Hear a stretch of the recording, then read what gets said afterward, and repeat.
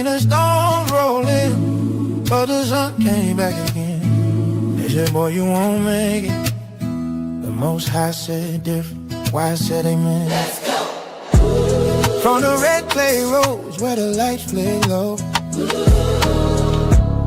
Lil Sean had faith even when the funds were low. Grandma sang hymns with a tear in her eye. Told him, baby, stay strong, the Most High gon' provide. Mama and stepdad holding on through the rain, turning life's hard pain into a lifelong game. He packed them dreams in a Navy duffel tight, but even in the ocean he still had to fight. Yeah, Still had to fight. yeah. Yeah. He been down like Joe, Rose like down. hands up high, Still thanking the Most High. on the young. Most High. He lost some years, but he gave them back tenfold. Grace on the grind, that's a story well told. Yeah, restored again. Can I get an amen? Restored again. By the grace of the Most High, amen. Let's get it. Yeah, got out the service world, moving strange. Tried every hustle, but faith stayed the same. Folks laughed when he said he filmed his grind. Now 500,000 sold to his shine. From a cracked iPhone to a whole production. He ain't chase fame, he chase instruction. Every praise God coming to see that group. Prove that what the Most High start, the Most High will see through. Let's go, amen. Sometimes blessings take a long way home. Let's just let it. Sometimes pain gotta make room for hope. Joe lost everything but never lost faith. Sean lost sleep but gained amazing grace. And the Lord restored Joe's fortunes when he prayed for his friends. And the Lord gave him twice as much as he had before. Job 42:10. Yeah, yeah, yeah. He been down like Joe. People roll like Joe. Up high, still thanking the Most High. On the young. He lost all. He lost some years, but he gave them back tenfold. Grace on the grind, that's a story well told. Yeah, restored again. Can I get an amen? Restored again. By the grace of God, amen. Now grandma smiling her golden years. Mama and stepdad wipe away them tears. What was broke is blessed, what was pain is peace. Oh, faith don't fold, multiply the feast. Yeah,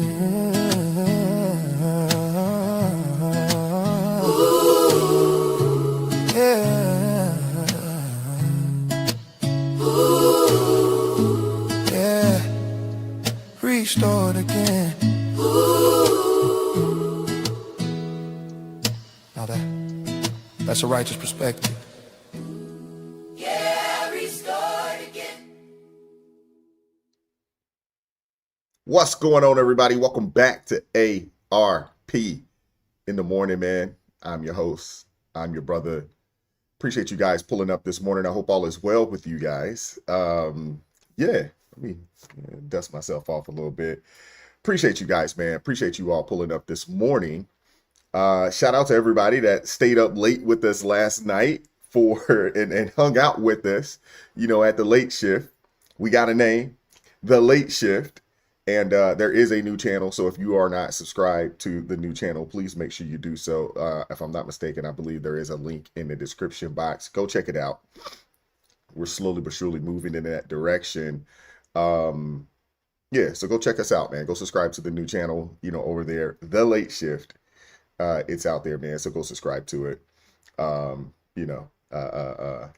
I think that was it. When I seen the name, I was like, that's it. That's it, The Late Shift. And it was a good time, man. Grace and peace to each and every one of you guys, man. Those of you guys that hung out with us late last night, and then we back up, almost, and I'm back here, like we never left. But it was good. And shout out to everybody that pulled up yesterday, joined the panel. It was phenomenal, man. Really good. A lot of laughs, a lot of insight, and grown folk conversation, man. So it was awesome, man. It was awesome. We have a really good show today. We got a little bit to get into. I'm trying not to hold on to you guys too long, but while I'm a second here. Oh my goodness. We got to do better. But if you haven't done so already, click the like button for me on the way in. Super chat, super thanks are greatly appreciated. You guys know what time it is. Y'all know we are, definitely, we're fighting an uphill battle, on this side of things over here. And I'm looking at the likes right now. We're at 88. We got 160 some odd people up in here. Hit that daggone like button for me. That doesn't necessarily cost you a dime. Doesn't cost you anything to do so, to support the channel. And I want to put a goal out here. Give me 1 second.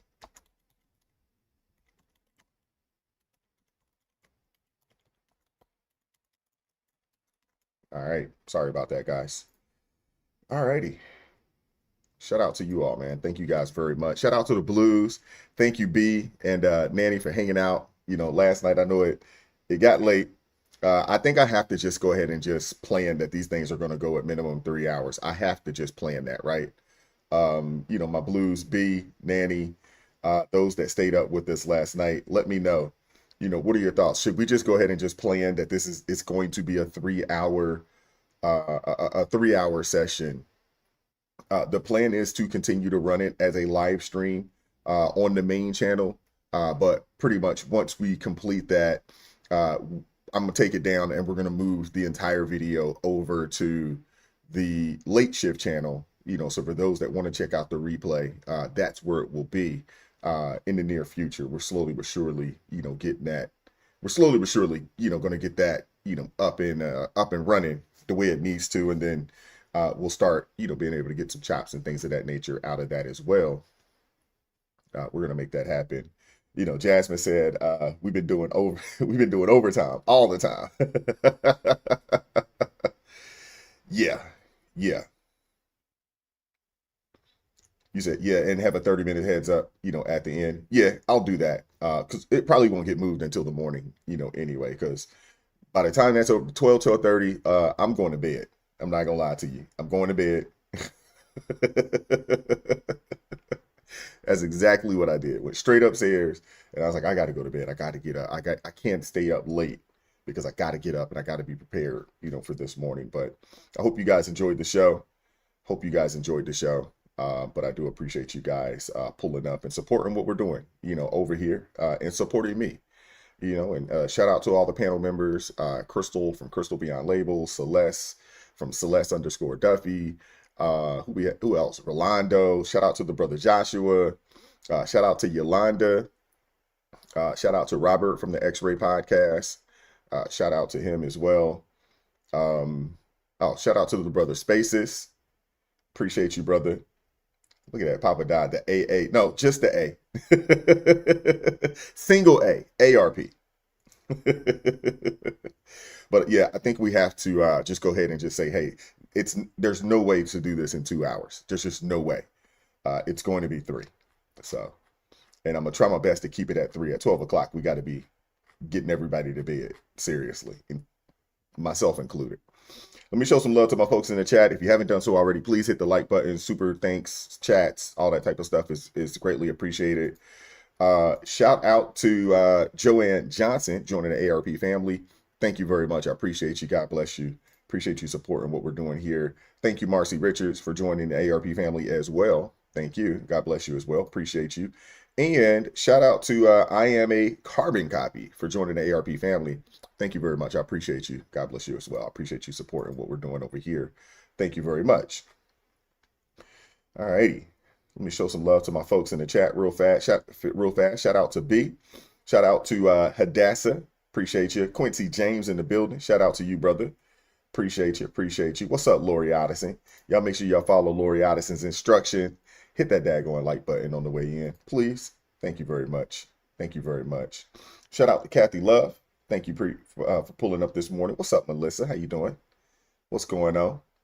Appreciate you pulling up. What up, Malachi? How's it going, man? Grand rising to you as well. Grace and peace, brother. Safe travels out there on the road, man. Safe travels. Shout out to Marcy Richards. Thank you very much for pulling up and supporting the channel this morning. The weekend is close. You're absolutely right, Hunter. Checked out on us early yesterday. I thought the youngest, man, I thought y'all could stay up, all night, get up early. Don't matter. Still go handle business. Hunter checked out on, he's like, man, I got to go to bed. But he does come through with the Bible verse to help get things kicked off. This is from 1 Peter chapter 3, verse 13 and 14. And it goes, who is going to harm you if you are eager to do good? But even if you should suffer for what is right, you are blessed. Do not fear their threats. Do not be frightened. 1 Peter chapter 3, verse 13 and 14. Thank you. Thank you, Hunter. Appreciate you, brother. Shout out to Toy Mafia. Appreciate you pulling up this morning. What's up, Marla? How you doing? What's going on? We got Nanny in the building. Shout out to you. What's up, Aon? How's it going this morning? Appreciate you, appreciate you, appreciate you. What up, Omega X? Appreciate you. Appreciate you pulling up this morning. All to the good. What up, Cool Ramon? Appreciate you pulling up this morning. Shout out to you. All right, we got JJ O'Hara in the building. Shout out to you. Appreciate you. What's up, Miss Katz? What's going on with you? Appreciate you pulling up. I didn't see you in the chat last night. Did you pull up for the show last night? What's up, Nelly? How's it going? Appreciate you pulling up. Kevin Caldwell in the building. Shout out to you, brother. Appreciate you pulling up. What's up, Kristen Knight? What's going on? Appreciate you pulling up. Steve Edmister in the building. Shout out to you. Buffalo in the house. What's going on, man? All right, we're going to get ready to get things kicked off. I'm sure you guys seen the thumbnail, seen the title. We're going to get into it. What's up, Angela Montgomery? Appreciate you pulling up. Appreciate you pulling up. Outstanding. We got to highlight that. We got to highlight it. Says she cast her vote last night. Outstanding. Outstanding. That is awesome. Glad to see. Did you take somebody with you? That's the question. What's up, LJ? How you doing? Appreciate you hanging out with us last night. Hey, if you guys have any critiques, for the show, please let me know. I'm sure B will reach out to me. But if you guys have any critiques, and I think I do have everybody's email address that is a blue, but if I don't, you guys should have my email address. And if not, get it from B. And reach out to me. I want to create a Slack group so that way we can communicate and things of that nature, and I can kind of touch base with you guys, either before shows or between shows, things of that nature. So if you could shoot me an email, and then I want to add you guys to Slack, so therefore, we can communicate, in that manner. So I think I do have a few of you guys, but there's some of you guys I don't have. So if you could shoot me an email today, so I can make that happen. I can create a Slack group. All right. All right. Okay. We're going to get ready to get things kicked off really fast. Thank you guys very much. What's up? What up, Tyrone? It's good to see you, man. South Carolina president accounting for it. Shout out to you, man. It's good to see you, brother. It's been a little bit since I've seen you in the chat. What's up, Cat Daddy? That's old school. Hey, you telling us your age when your name is Cat Daddy. I love it. I love it. What up, D. Surrey? Oh man, what's up, we the people? Appreciate you pulling up. What's going on, Jasmine? Appreciate you pulling up this morning. Seabergy in the building. Appreciate you pulling up this morning. Thank you very much. Thank you very much. Thank you guys very much, man. Cat Daddy. I love it. Shout out to the brother Malachi with the $2 super chat. Says, you said no later than 1 a.m. I was in the bed. I think we got out of here last night or early this morning, more or less. I want to say it was around 12:30. If I'm not mistaken. I believe it was 12:30. But my hopes is that we can keep it to 3 hours. But we'll see. And I can't make any promises on that because we have some long-winded individuals. Shout out to the Energizer Bunny 007 with the $5 super chat. Said, heading to Walmart to get my groceries and paying for them. All right now. All right. Pick me up something while you're out there.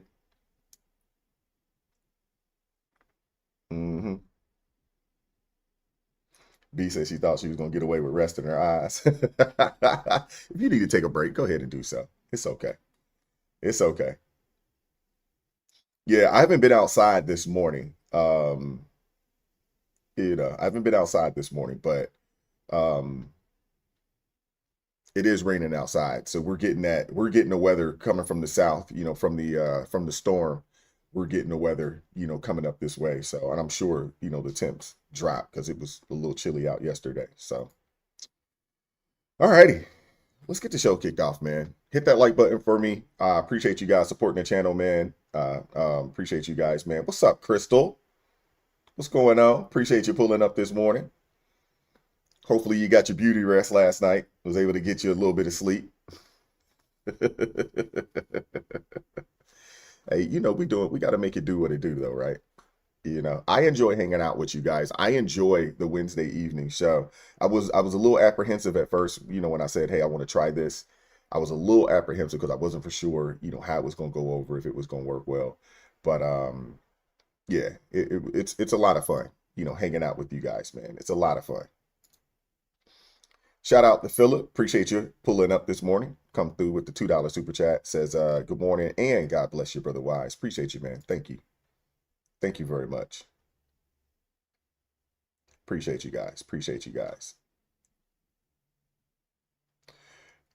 All righty. Let's get the show started, man. Let's get things kicked off. This first clip, there's definitely going to be some language in it, man. So, if you have some little ones, you might want to put some earmuffs on them. But we got to talk about this, man. We got to get into it. So hit that like button for me. If you have not subscribed to the channel, please do so. And yeah, share this stream, man. And before I do that, let me show some love. My folks on X, shout out to you guys, man. We have 5 people watching on X. Shout out to you all. And the sole individual supporting your brother on Twitch, shout out to you, man. Thank you very much. I appreciate you supporting what we're doing over here, man. Thank you. Thank you. Thank you. Shout out to Jason Adams with the $2 super chat. Says, love you, brother. Keep spreading the word. Thank you, man. I appreciate you, man. God bless you, brother. Thank you for supporting the channel this morning. I appreciate that. So just want to put it out there. A little bit of language in this. There's some folks losing their minds because, yeah, them SNAP benefits not going to hit. I hope. I was talking to my son yesterday. My oldest son's in the military.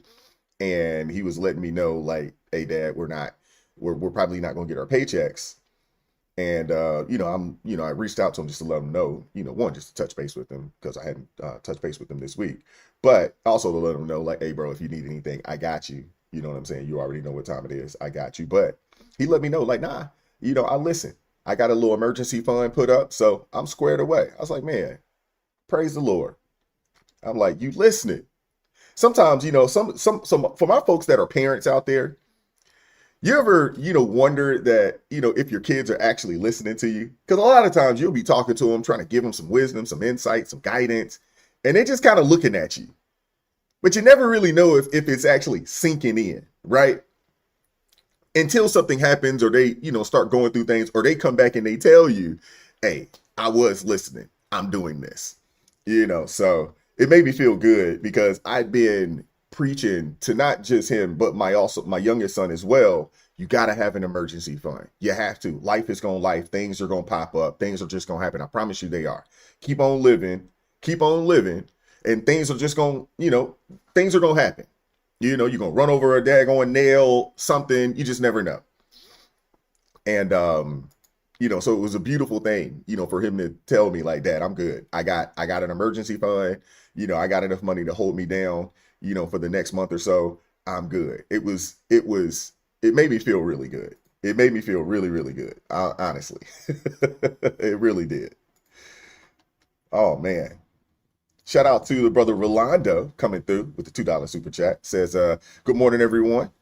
Wednesday night is on fire. Now, Rolando, we talked about this yesterday. I know you got that big old contract now. That big old contract now. My expectations of you are high.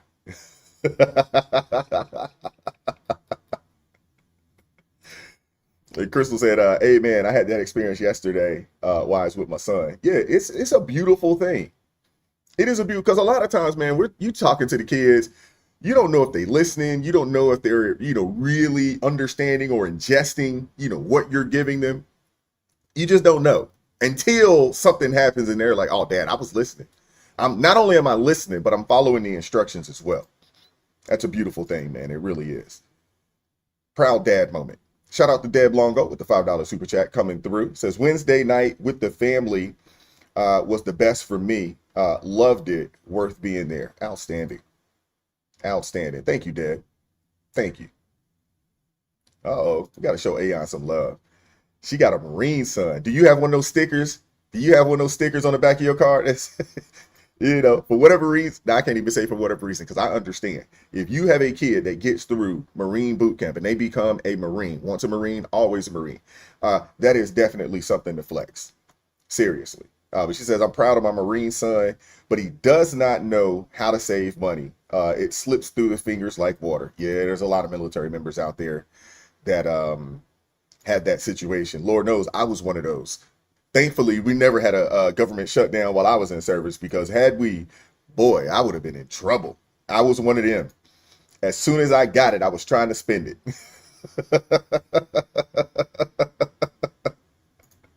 And she said, absolutely. I got the shirt and hat as well. That's what's up. I love it. I love it.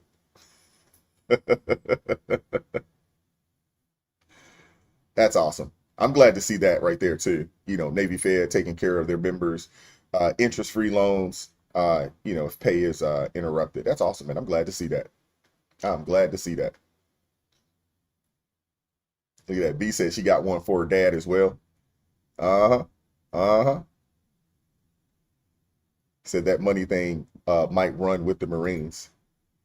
Yeah, well, that's because hey, the Marine Corps did not issue financial literacy. Those dudes, those people in the Marine Corps, those Marines are so strict. And we used to call them Joe military. I served with a bunch of Marines. My first couple of years in the service, being on a, amphibious assault ship, ship's company, Navy-wise, very small. We'd be out there with, 3,500, 3 to 4,000 Marines, on our ship. And we're out there. And there's some wild individuals, man. But yeah, hey, the Marine Corps didn't issue them. It didn't issue them financial literacy. Maybe they should. Let's get the show started, man. Again, there's a little bit of language here, but I'll try to bleep it as much as I can. But let's get the show started. Hit that like button for me, man. Let's go. Not 8 and 5 days. It is the taxpayer's responsibility to take care of my kids. Trump done cut them food stamps off. If you're poor, don't have kids, okay? If you're struggling, don't have kids. Don't bring more in. If you already have them, that's another situation. If you don't have them, don't bring any in. And if you have two, don't go having another one. If you have one, don't go having two more. So they say 2 million is getting cut off this month for the scamps. I'm about to go find out if I'm in that number, in that ratio. It's been day 5 and I have not received no food stamps. My disability checks is on hold. My cash benefits is not coming no more. They're still pending. It is the taxpayer's job to pay for my kids to eat and for my kids to be taken care of. I have over 2,000 followers on TikTok and I can't get not one person to send me 50 cents. If you're watching a video and you can't send me nothing, I'm blocking you. Hey, I don't know if you guys are familiar. I don't know how many of you guys are on TikTok like that, but there is a wing of TikTok called Bag Talk. And it's people just like this young lady. Yeah, the audacity of these people who put their cash out. They don't offer anything. They just get on there with their cash app and say, hey, I need money. I got kids. I got car payments. I got, rent. It's typically not mortgages. They got rent to pay. And they expect that people are just going to drop them cash apps on a regular basis. It's the craziest thing ever. If you guys are not familiar, it's called Bag Talk. BEGTOK. Bag Talk. It's ridiculous. Digital panhandling. That's what's happening. Digital panhandling. Goodness gracious. Whew. I'm not playing. I'm not playing. Look at Crystal, the gutter bunnies. Oh my gosh.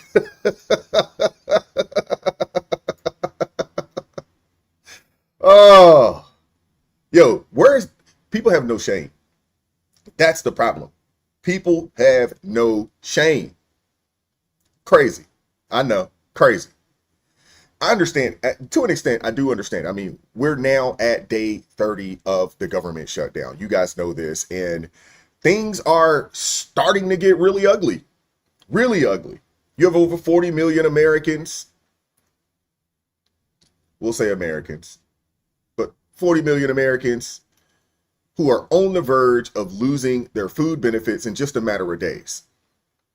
And you can feel the hysteria. You can feel the hysteria. The Department of Agriculture has literally said the well has run dry. And as a result, more than 24 Democrat-led states are now suing the Trump administration. For the life of me, I don't understand why you're suing the Trump administration. This is a Senate problem.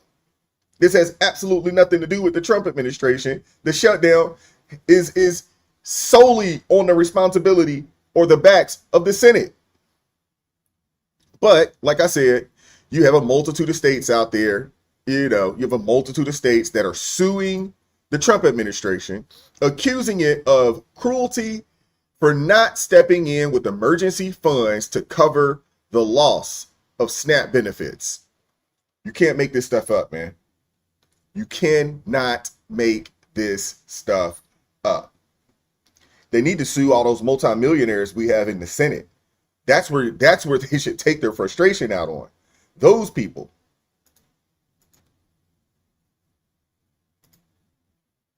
Tonight, more than 24 states now suing the Trump administration, saying this is cruelty.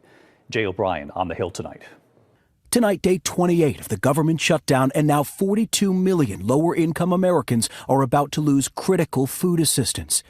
The Department of Agriculture now saying, quote, the well has run dry. And tonight, 24 Democrat-led states suing the Trump administration to force it to use emergency funds to cover SNAP. I mean, enough of this. Cruelty is the policy. That's what this is about. It's intentional cruelty, intentionally creating anxiety for millions and millions of people. That means Americans across at least 48 states, like Dana Tuller, a mother of 5 working 3 different jobs, will lose SNAP benefits come the 1st of November. I'm angry. I'm angry that the politicians that make the decisions don't care.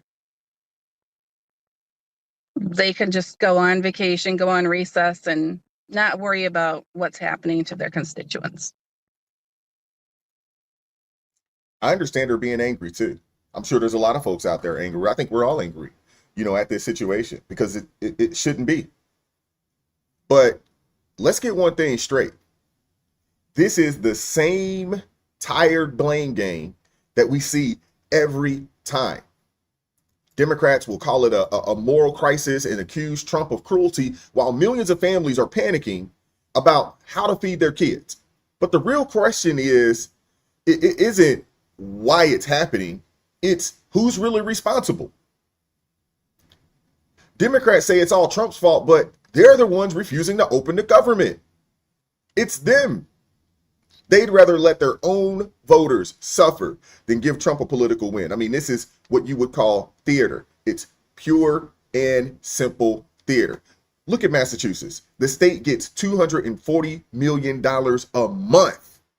I bet y'all didn't know that.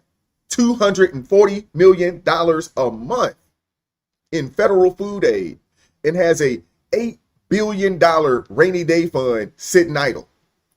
They could step in right now and help their constituents. They could, but they won't because pain is the point. The longer people hurt, the easier it is to blame Trump later. Democrats argue the administration, they could tap emergency funds, but that's a short-term fix at best.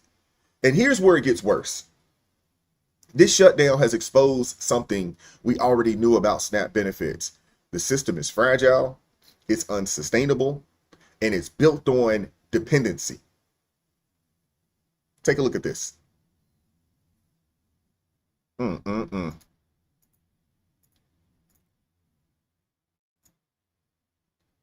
There are 42 million people in this country that need food stamps on a weekly basis. And we're saying people deliberately instead of Americans, because most of the people that are on food stamps aren't even from this country. 45% of Afghanistan immigrants are on food stamps, 42% of Somali immigrants, 34% of every immigrant from Iraq, 23% of Haitians, 59% of all illegal aliens are collecting food stamps, meaning that most of the people getting food stamps from the U.S. government and the U.S. taxpayer are not even Americans. Think about that. And we didn't know about any of this before the government shutdown started, but thanks to Democrats, we can confirm tonight that millions of Joe Biden illegal aliens, people who crossed the border when Joe was president, are now collecting food stamps from a program funded by hardworking American taxpayers. There are four.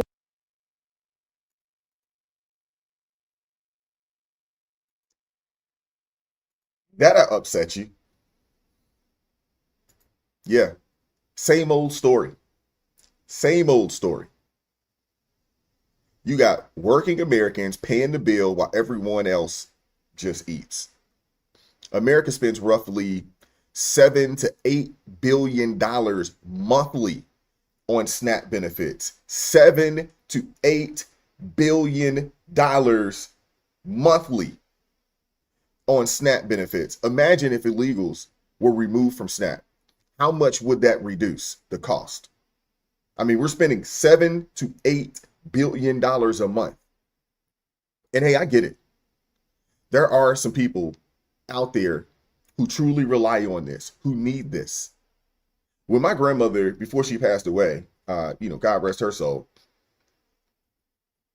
a woman who worked, paid into the system, and in her time of need, she was receiving less than $20, I take that back.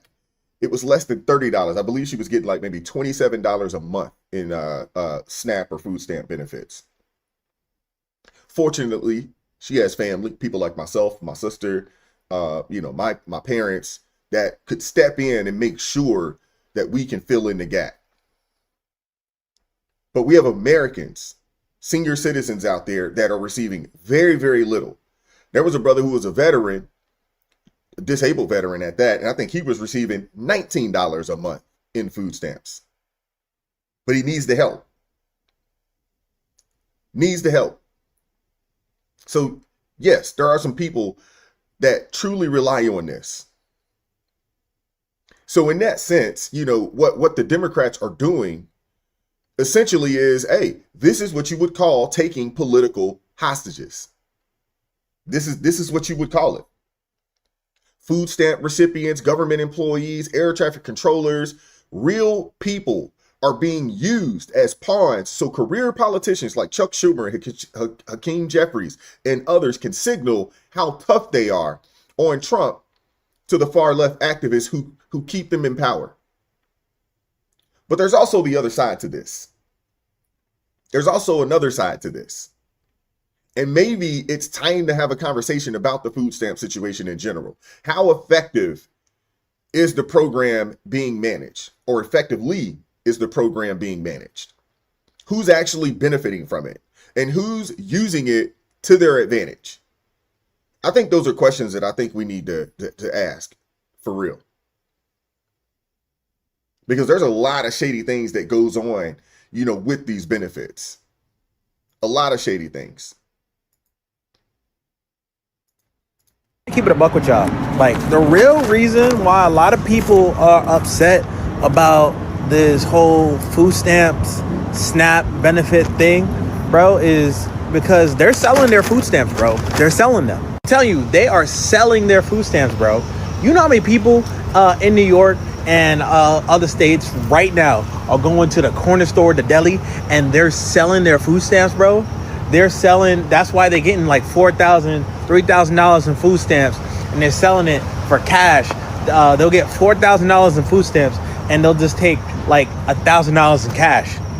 Like, bro, like, that's happening like everywhere. That's why they're mad. That is exactly why they're mad right now. And you know, the thing about it too, they will never admit to selling their food stamps. But it's happening. Oh yeah, it's definitely happening. I mean, there's been a crackdown on it, but it's definitely still happening. I mean, we're bleeding billions of dollars every month on SNAP. And a huge chunk of it is pure waste. A huge chunk of it. People aren't just buying food. They're flipping benefits for cash, gaming the system, and throwing fits when the free ride slows down. I was gonna play a clip, but there is a clip out there of a dude saying, hey, this is gonna mess up the money for the weed man.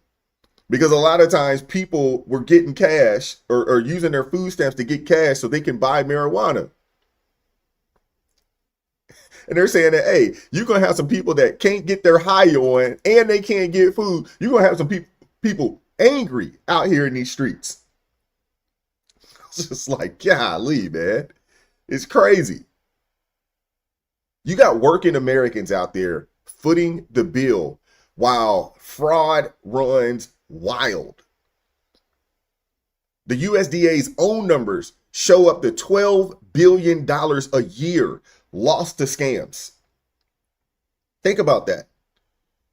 The USDA uncovered that they're losing $12 billion a year to scams. Card skimming, cloning, trafficking, you name it. I mean, it's organized crime. EBT cards get sold on the black market for 50 cents on the dollar. Traded like Pokemon cards and laundered through fake corner store transactions. And it's not just the hustlers. Entire families are trapped in a generational cycle of dependency, passing it down like it's an heirloom. It's heartbreaking, you know, for those who genuinely need the help, single moms, struggling vets, senior citizens, some of our disabled folks that are out here. They really need the help, but it's infuriating when others abuse it. And now the outrage is boiling over on social media, viral rants everywhere, people losing it over cuts like it's the end of the world. It's not, but people are acting like it. But I've said this before.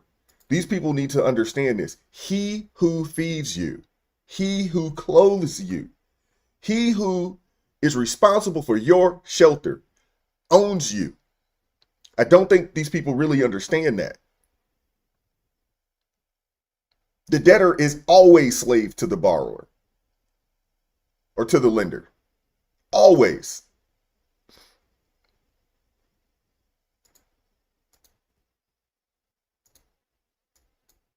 Got an email from ABT. I used to get $740 a month for my two kids. And we not getting EBT no more. They took the EBT. They saying I gotta work 20 hours a week. I'm not working for nobody. Get the fuck out. Sorry about the language. Language alert. Out of here. This is what Americans, taxpayer, work for us. They work for me. They gotta help me feed my fucking kids. Get the fuck out of here. You know what I'm saying? Like, don't be quitters now. Y'all been helping us all this fucking time. Now y'all want to tap out. Get the fuck out of here. I want my EBT, yo. I want my EBT. And I'm not working for nobody. I'm a fucking boss. What the fuck I look like working? How do you come out here as a man? How do you come out here as a man and say, hey, y'all got to continue to take care of me and my kids? They're your kids. They're your kids. How do you get on social media and do something like this, yo? I just don't understand it. When the government is here to help. Come on. Y'all send all that money to Iraq, Ukraine. Y'all funding all these wars. But when it's time to help the Americans, y'all don't want to fucking help us? I need my fucking EBT, yo. I need my money, yo. I need my fucking EBT. Stop fucking playing with me, yo. Can we bring back Shane? This dude said he was a boss. Boss of what? Seriously, boss of what? How are you a boss? The entitlement, man, is outrageous. The entitlement is outrageous, but this is exactly what I'm talking about. It is really time to look into how these benefits are being handled. That's the silver lining in this mess. This blow up is forcing the conversation we should have had years ago. Seriously. Why no chip tech on EBT cards to stop skimmers? Why not drug testing? Work requirements for the able-bodied or audits to kick the fraudsters off and the illegals that are gaming the system. I mean, that's what the Republican Party has been demanding for some years now. And honestly, I mean, it's just flat out common sense. But speaking of common sense reforms, I want to flip the script. I want to flip the camera back on to the architects of this disaster, which would be the Democrat Party. They thought that the shutdown would be their golden ticket to torch Trump and to rally the base, but they're eating crow right now. The polls are abysmal. The people, they know who's responsible. People understand that, you know, these people can get out here and lie and say, hey, it's just the Republicans. They got the House, they got the Senate, they got the White House, they got the Supreme Court. But the people understand that the majority of the Senate, that number is at 53. To the Republicans, there's 2 independents. Everybody else is a Democrat. The American people know this. That is the beautiful thing about social media. That is the beautiful thing about independent podcasts, independent content creators that can get out there and say, hey, this is the real. You need 60 votes in the Senate. You need 60 votes in the Senate to end the filibuster. You need it. Now, Republicans, they could implement the poison pill and just say, hey, we're putting a vote and we're just going to usurp that. But they don't. The reason why they don't want to do it is because they don't want to set precedents. Just in case the Democrats ever get power again, they don't want to set that precedent where these people can just do this. And that's why they won't do it. That's why they won't do it that way. But I want you guys to check this out, man. And this right here is straight from CNN, no less. Republicans aren't just holding steady. They're climbing in the approval ratings as the shutdown drags on. While Democrats are sinking faster than a Titanic in their worst spot in 2 decades. And good for them. The American people need to know the truth. And they have to stop gaslighting people. And they have to stop lying to people. But when they lie, it's people like myself and so many others that are willing to jump out there and say, hey, they're lying. And here's the truth. Here's the facts. And from there, take this information and go look it up and compare it to what they're saying. The Democrats, they prey on people being ill-informed or misinformed. They prey on it because they know when you don't know anything, they can tell you anything. And you'll believe it because it comes from them. They don't want a population of people that actually know what's going on. They don't want a population of people that actually understand the law, understand how Congress works. They're not interested in that. They don't want those. They don't want that. They want sheeple. They want people that will solely listen to them only and take what they say as the gospel. Simple as that. They're not interested in people that are critical thinkers. They're not interested in people that are willing to do some research. They're not interested in people that are going to ask questions. They're not interested. They don't want it.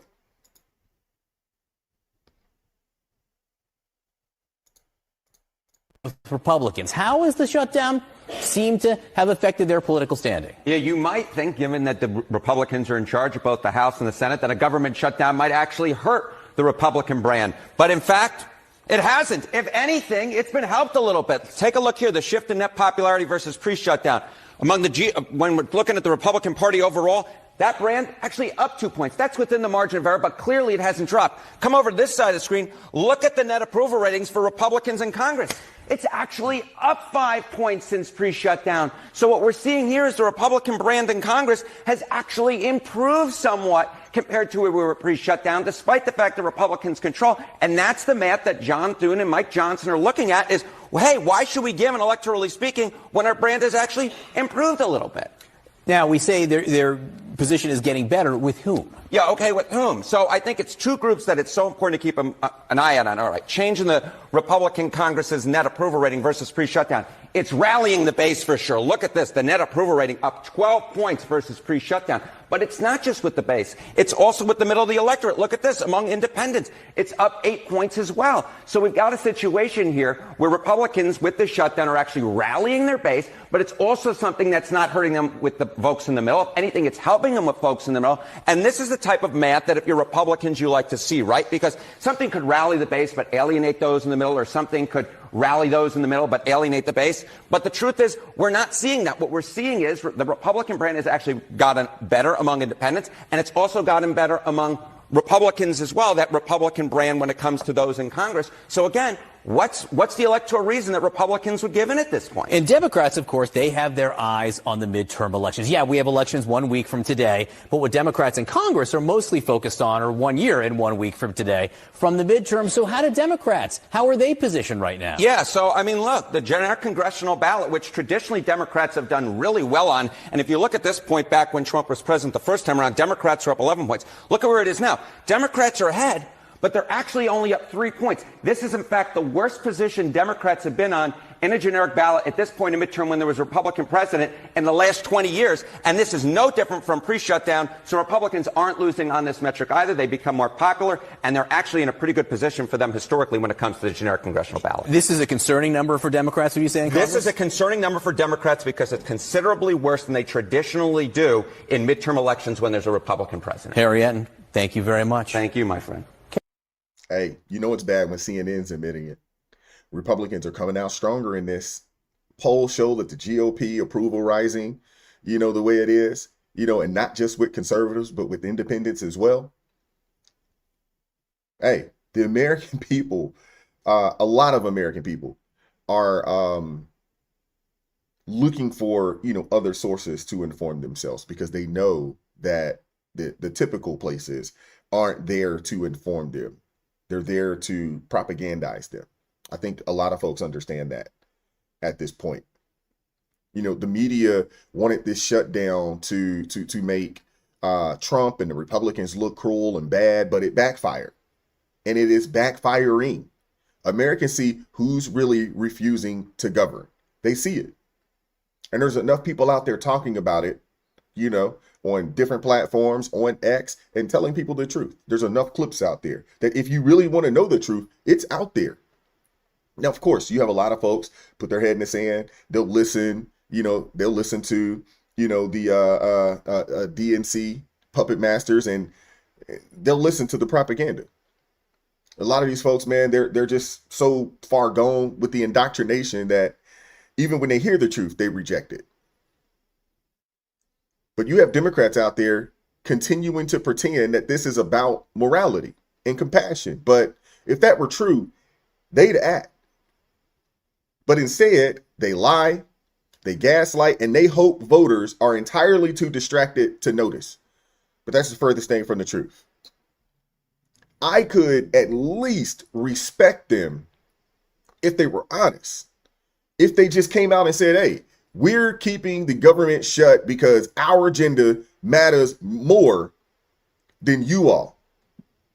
What we want, our agenda matters more than the American people. If they just came out and said it and was honest about it, that'd make me feel good. But they can't, and they won't.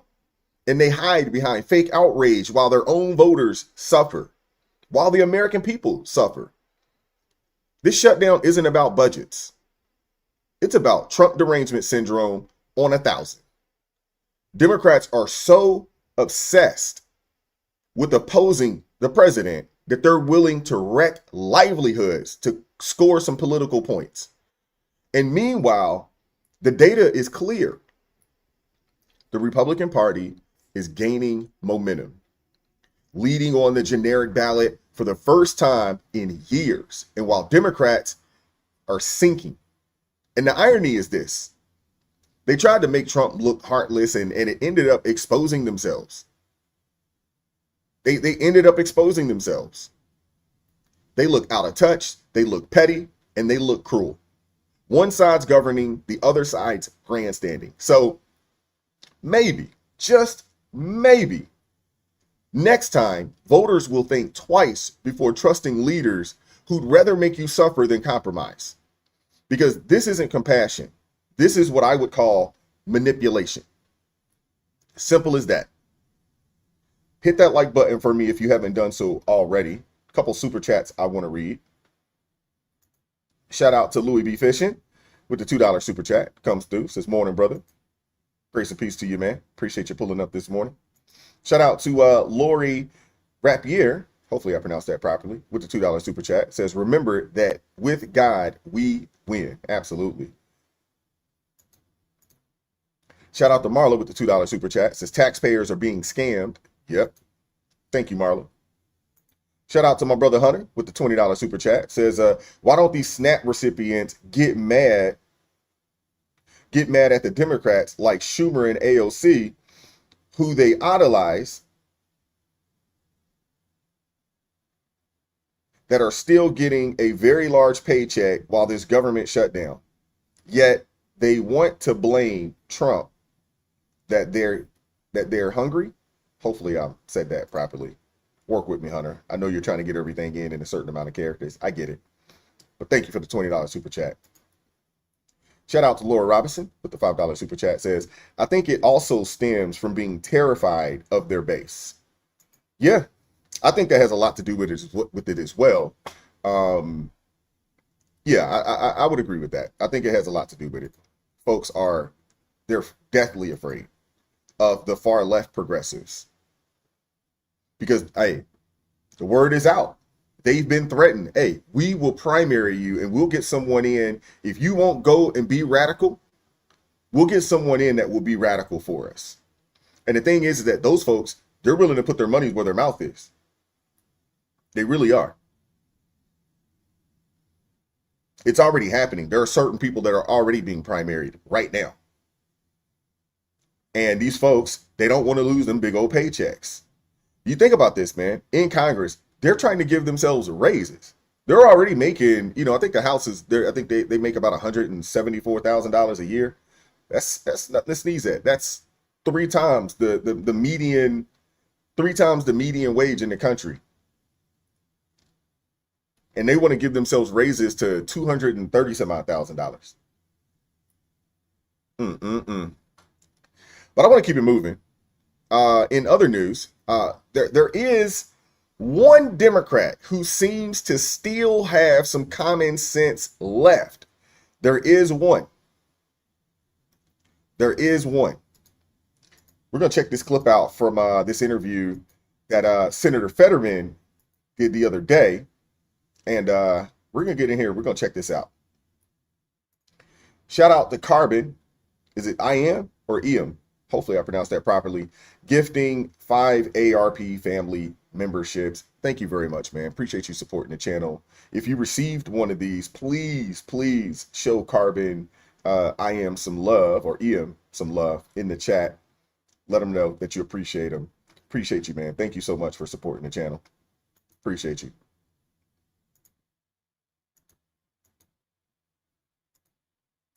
Change my party, but clearly we've lost the argument, and right now I think it's entirely appropriate to really be honest and just figure out why exactly have we effectively lost 2 out of the last 3 cycles, and a lot of the things we've really kind of really lost our connection with American voters in ways. And I think we can't just be, well, Trump is always wrong, or that we're going to set the country on fire or whatever. That's just not true either, of course. But, when I represent a state like Pennsylvania, that keeps you honest. And you always can't forget that a lot of Americans happen to disagree with you. That does not mean that they are fascists or now they want to shred the Constitution. But when you hear some Democrats saying Trump is acting like an autocrat. Yeah, no, that's the thing. If you actually compare him to an actual autocrat, that is not just that. Now, last night, for example, people were were they're protesting about, oh, that's the Hitler thing. You just don't ever compare anyone to Hitler and those kinds of extreme things. And now look what happened to Charlie Kirk. I mean, the man was shot. Now we have to turn the temperature down. It's like we can't compare people to these kinds of figures in history. And this is not an autocrat. This is a product of a democratic election. So you don't think that Trump is at all shattering any of the norms of democracy in any way? I'm saying he's definitely different, but that's what America voted for. Again, I don't agree with many of these things, but I want to know, how would someone come out and say that Trump is shattering democracy? You know, I just don't get it. But I do appreciate Senator Fetterman, who might be the one sane senator that we have that's a part of the Democrat Party. I'm sure there might be a few others, but this dude, for the better part, you know, of what, 2 or 3 years or so, has shown himself to be, you know, the most fair senator out there. You know, when you have a Democrat senator by the name of John Fetterman who comes out and says, hey, stop calling Trump an autocrat. You know, don't force the government shutdown because it affects everybody. It affects all of our constituents. You know, hey, accept the help on crime. You know, when you got somebody like this coming out and saying this, we've been talking about Fetterman for the better part of 2 years or so at this point now. And it's a breath of fresh air to see someone like this, and they're coming for him. There are some people on his side of the aisle that are not happy with this guy. that does not make him an autocrat. But one of the things that I hear from Democrats a lot saying a reason why voters may not like Democrats is because they don't fight hard enough. Democrats should be fighting harder. What do you say to folks who say that? What exactly is fighting? What is fighting? You know, delay more votes, or just vote every no on everything, or saying, well, if they're doing X, well, then that means it's wrong, that kind of a thing. It's like, what exactly is fighting? I'll give you an example. It could be shutting the government down. Like, some Democrats say if this happens, it'll be Trump's fault. That's not fighting. That's mutilating our nation. If you vote to shut our government down, you are going to harm millions of Americans. And why would you do this? Where's our leverage? It was wrong. It was wrong for the Republicans to do that. Absolutely, that's true.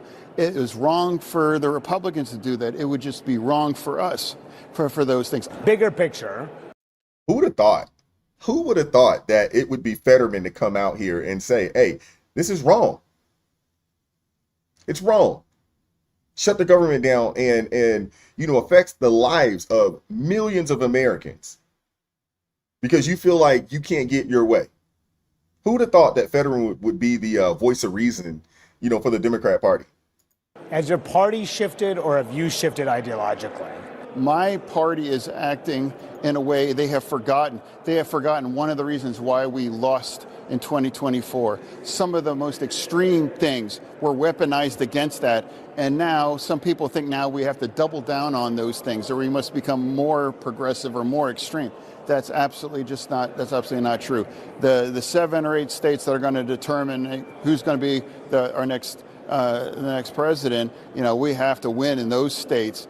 And I understand what that takes. And a lot of these ideas that are now putting back and being reintroduced are not going to carry, you know, Pennsylvania. Speaking of which, you're talking about what's happening in New York. How many of you guys think that, I don't think that Senator Fetterman will flip to become a Republican, but how many of you guys think that he is on his way towards becoming an independent? How many of you guys think that? Let me know in the chat. Zoran Mamdani, Democratic Socialist. He is the Democratic nominee. And polls do say that he is ahead by a significant margin in that race. I mean, is this where your party's headed? And is it a wake-up call to Democrats like yourself? I don't believe that. New York City is not reflective of our national political things. Certainly the states are going to determine who's going to be the next president. So I don't take any kinds of lessons or anything from that election. Trump is threatening to send the National Guard into a number of these blue cities, blue states. We're seeing Democratic mayors in Chicago and in Baltimore resist federal help, additional federal help. Is that a good idea to fight Trump on this? No, what I'll say is, like, I experienced that, you know, it's like I live in Navy Yard. I would walk to work and I would see a lot of National Guard people. It honestly wasn't a big deal. They were friendly. They were standing around. And this wasn't like there were Russian army people. This was, you know, it's our sons, our daughters, our fathers, our mothers kind of a thing. If you actually experience it on the ground, it's really not like it's not occupied city or anything. So for me, when I was a mayor, I was a small town mayor. I asked for help. I asked for help to confront gun violence and crime. If I was a mayor and I had a significant kinds of violence situation, I would be happy to get help. Honestly, for that. Should they I've done that. I've done that. And do you think they should too? Like Chicago, Baltimore, and the like, they should accept it. All I'm saying that it's like when 600 people are killed in Chicago once every year, roughly, I think it's entirely appropriate. Are you comfortable with the way these ICE raids have been carried out in some of these cities? Not entirely. No. I believe we should have a secure border. And I absolutely believe you should round up all of the criminals. And then I do think you should deport those. But I don't think it's really helpful to raid a factory and round up all of them and deport them. I don't think it's appropriate to go to like a slaughterhouse in Nebraska and round them up and deport them things. That's not true either. I don't think America really supports those things. I think two things must be true. Yes, we do. Yes, we do. And let's put some Americans. We got a bunch of able-bodied people. We got 40 million people on SNAP benefits. Some of those folks can do those jobs. Yeah, we do. A secure border, round up all the criminals, but we don't and shouldn't target otherwise hardworking migrants that are just effectively making a significant contribution to our economy. Mm-hmm. I wonder politically, you talk about what happened and Democrats may not have learned the lessons from the last election. Do you have any issues of crime? Like the border, for example, the border, those kind of thing. We are living in the backlash of a lot of the things and the mistake that we have made as a party. Mm-hmm. Yeah, because that's what I was going to ask you. Are crime and immigration, are you worried that there will be liabilities for Democrats in the midterms next year? If you are willing to sink, like if 600 homicides a year are okay, or we don't need help. If I was mayor, I'd be like, absolutely, I'd be grateful for help. Just because if Trump is calling for something X, Y, and Z, then that doesn't mean you have to necessarily oppose that. I think I was the only Democrat that supported striking the Iranian nuclear facilities too. I mean, that was entirely appropriate. I think that was the right thing to do. And I really believe that too. You think the party has not learned the lessons from last year? That's fair to say, right? It hasn't been a year. It hasn't been a year yet right now. And that's what I'd like to remind people. It's like a lot of those things really cost our election now. I don't think there has been an effective evaluation. I don't have an exact answer, but I'm not going to just spit out things and pretend that I know. They're absolutely right. One of the issues you found yourself on the opposite sides of your party is on the issue of Israel. With that being said, we'll wrap that there. But shout out to Fetterman for having his own mind and standing on his square and discussing the things that he believes in. And I appreciate his willingness and his ability to call out his side of things. Although I don't think he's going to be on that side of things much longer. It wouldn't surprise me one bit. It wouldn't surprise me one bit if they try to primary him out there in PA. Wouldn't surprise me. They're going to find some radical lunatic and, like what they're doing up in New York City, and they're going to try to primary him up out of there. It wouldn't surprise me at all, but I hope the people of Pennsylvania, those that are, on the left that supported this dude, that voted for Senator Fetterman, I hope they see that, hey, the Democrat Party is basically the radicalized socialist communist party of America at this point. They don't have to hide it anymore. I think it is extremely overt and it is in everyone's faces at this point. Now it's for the American people to see it and then believe it and say, nah, we're not with that. We're not supporting that. A couple super chats I want to read real fast.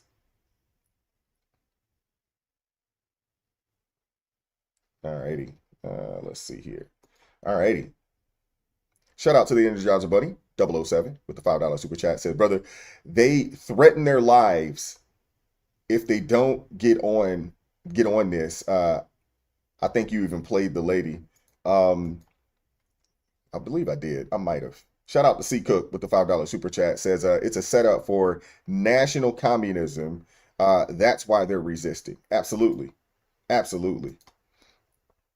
Shout out to Love is a 4-letter word with the $15 super chat. Says I found ARP 2 weeks ago. Been watching every morning since and sharing with my echo chamber. Shout out to you. Thank you very much. Sending positive healing thoughts. Remember that we all hurt when we bleed. Love you all. Jen. With 4 jobs. All right now. Thank you. Thank you. I appreciate the $15 super chat. Appreciate you.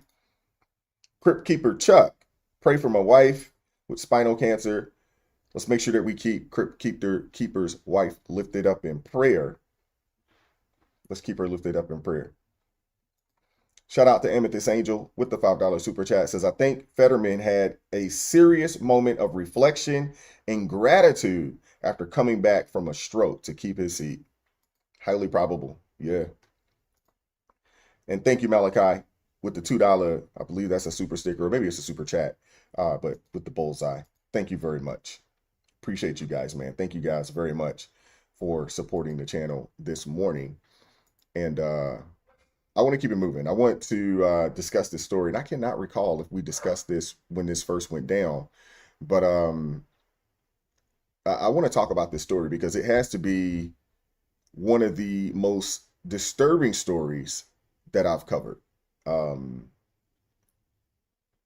The case of Bianca Ellis. I don't know if you guys remember. I'm not sure if you guys remember this situation here, but the woman convicted of brutally stabbing and killing a 3-year-old boy outside a grocery store in North Olmsted, Ohio. This case has haunted that community and shocked people all across the country because of how senseless and evil the act was. I don't know if you guys recall this. This was a few months back, we covered this, but yeah, pretty ridiculous. But let me play this for you guys. Let's get into it.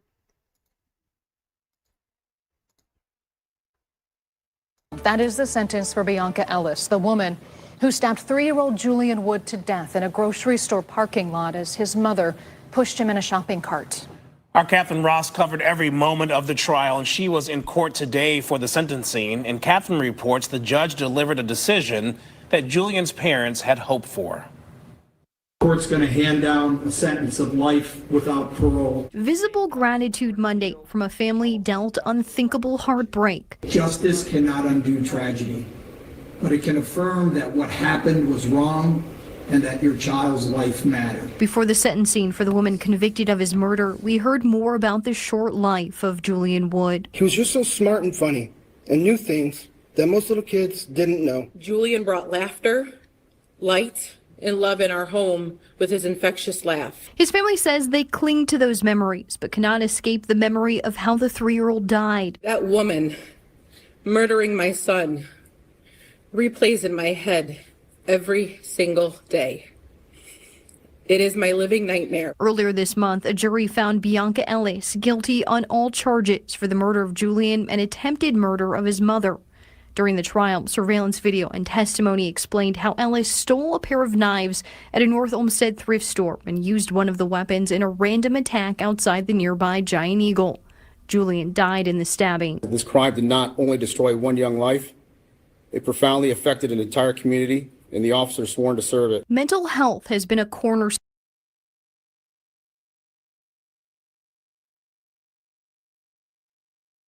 Heartbreaking story. Heartbreaking story. So the police say that this woman, Ellis, stole 2 kitchen knives from a nearby thrift store and then walked into a grocery store holding one of them. Nobody stopped her. Nobody said anything. Surveillance footage shows her wandering through the aisles, knife in hand, passing by the child's mother before following her and her son into the parking lot. And that's where the unthinkable happened. She attacked them, stabbing this youngin, little Julian, to death. His mother was injured, but she survived. Ellis later told police she had killed before, even claiming that she killed a woman in Bakersfield, California, and dumped the body somewhere near a river. But when police there looked into it, her story didn't match any active homicide cases. This woman's history of erratic criminal behavior is very long. She'd already been arrested multiple times for theft and assault before this tragedy. A lot of times, they say that people, are arrested about 10 to 11 times before they actually kill. During her arraignment last year, Ellis acted, with shocking indifference. As the judge read her charges, she laughed, she smirked, even shrugged as if, the death of that little boy meant nothing to her. I don't know if you guys remember this, but, it was pretty hard to watch. Knowingly caused serious physical harm to JW on date of birth 10/29/2020. Count 5 alleges that on or about June 3rd, 2020, any record, document, or thing with the purpose to impair its value or availability as evidence in such proceeding or investigation. Count 10 alleges that on or about June 3rd, 2024, the defendant did with purpose to deprive the owner of the indictment to you. Do you wish to enter a plea of not guilty? Sí. Pardon me? Sí. What's same mean? Yes or no? Yes. Okay. I understand the victims are represented and they want to make a comment before I set bond. Is that true? Demonic, to say the least. Demonic, to say the least. But I bet that smirk's going now.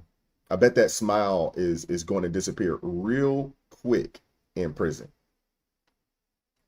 During her trial, Ellis's defense tried to use the insanity plea, claiming that she was mentally unstable and didn't understand what she was doing, but the jury did not buy it.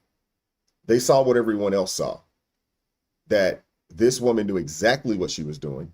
After reviewing all the evidence, they found her guilty on every count. The judge sentenced her to life in prison without the possibility of parole, giving her credit for 509 days that she's already served.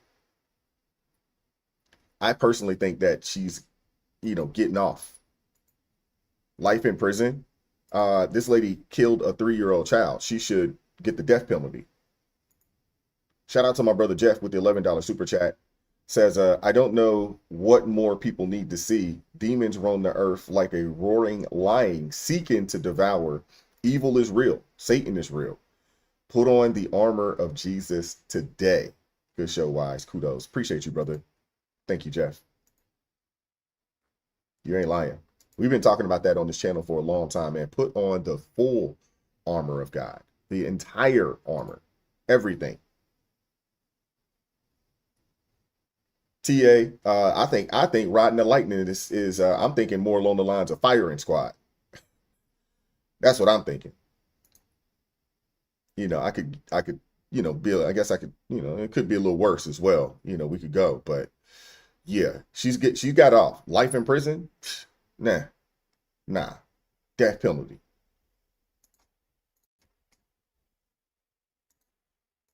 Of the case, the defense argued Ellis was not guilty by reason of insanity and maintained that view during sentencing. Jurors should know that hospitalization could last as long as a prison sentence could last. We have never disputed that Miss Ellis had a mental illness. There was never a dispute to that. The dispute was, did she appreciate the wrongfulness of her actions? The judge also said the case highlights a gap in mental health services. No family should have to lose a child, and no family should have to watch their loved ones deteriorate because meaningful and effective mental health services were unavailable. Ellis herself spoke for the first time since the trial began. I just want to say I apologize and I'm really sorry for what happened. The Woods called her actions unforgivable. You deserve to go to jail for the rest of your life, so you can't hurt anyone else. You don't deserve a second chance. You don't deserve mercy. You didn't give my son any. Ellis's attorneys say she plans to appeal both the conviction and the sentence in this case.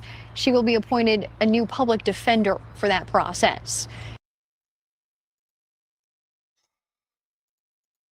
I do want to say this, you know, in reference to the family, and I understand where they're coming from. This lady's actions is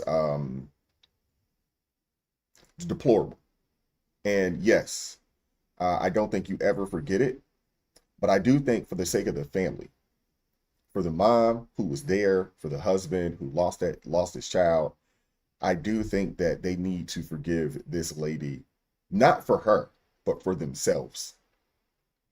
They cannot move on with this feeling of unforgiveness. It will harm them in the long run. So, you know, I really think that they need to look into, you know, forgiving this lady, again, not for her, but for themselves. And so that they can move on, they can keep Julian's memory alive, but for themselves. Because holding on to that unforgiveness, that can tear them up, that could tear them up. But do I think she should ever get a chance to walk free? Absolutely not. Absolutely not.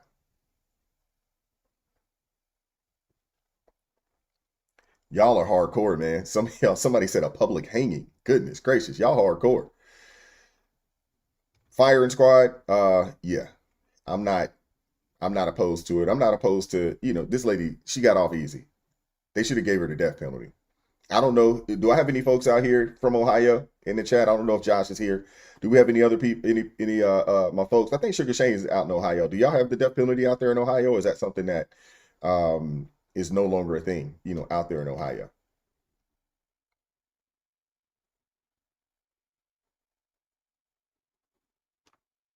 You know? But what is there to appeal? Seriously. What is there to appeal? You know, even if she has mental issues, it doesn't matter. This lady killed a 3-year-old boy. She killed a 3-year-old boy. What are we talking about? Why waste more? She has a public defender, but why waste more tax dollars on appealing this? Now, originally, prosecutors in Ohio, you know, had left the death penalty on the table. So they say.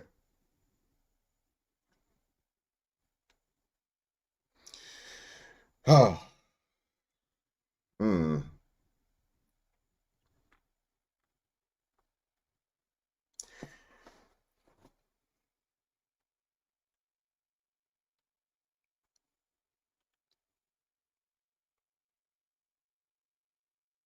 How much more heinous of a crime does one have to commit? Seriously, for it to be considered, you know, a executable offense. Seriously.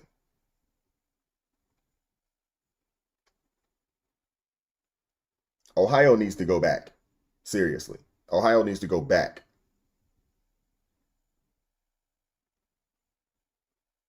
They need to go back. They need to go back to certain crimes, man, just deserve an execution. Seriously. As a punishment. But that makes sense. They make a lot of money holding on to these bodies. So it wouldn't surprise me one bit if you have a lot, you know, the prison lobbyists out there saying, nah, let us hold on to them because they make money for each individual that they keep locked up. So due to the fact that Ohio doesn't have the death penalty, taxpayers will now spend decades paying to keep this individual alive. A person who's proven time and time again that, you know, she's a danger to everyone around her. I don't know. Maybe she'll get her due in prison. I don't know. I don't know. But when Ellis heard her sentence, the smirk was gone. The same woman who mocked the process and laughed through her arraignment, suddenly sat there silent, realizing that she's never going to walk free again.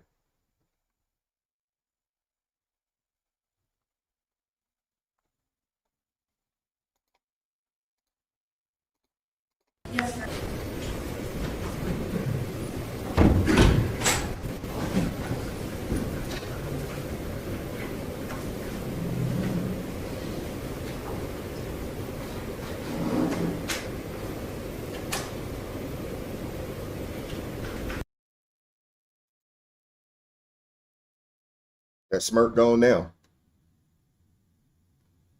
And that right there says it all. She's not insane. She was never insane. I don't think so. She knew exactly what she was doing, and now she has to face the consequences.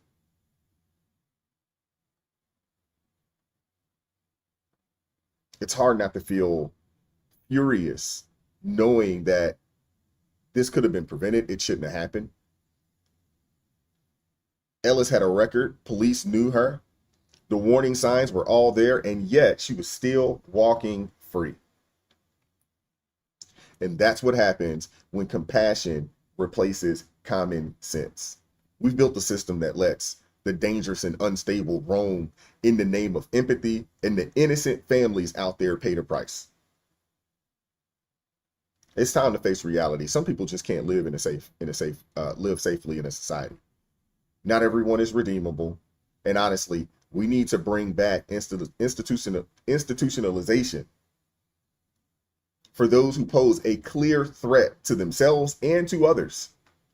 Because every time we look the other way, more innocent people, more children die needlessly. I have zero sympathy for violent criminals, none, especially those that harm children. Liberals want us to feel bad for them, but blame society or talk about rehabilitation. But when a 3-year-old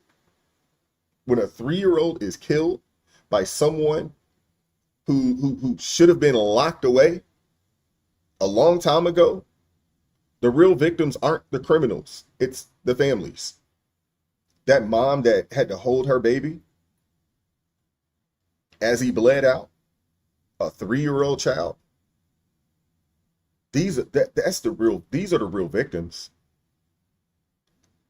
And in my opinion, this woman got off easy. Seriously. Crimes this evil should carry public accountability. Capital punishment. With the punishment, you know what I'm saying, in capital letters. Justice should mean something again, man. It should. Because when killers laugh through their trials, through their arraignment, when sending the message that life is cheap, something's got to be done, man. You know, my heart breaks for the Wood family. No sentence out there, even the death penalty, wouldn't bring young Julian back, but at least they can take some peace in knowing that this lady, I guess we're using that term loosely today, will never hurt another soul again.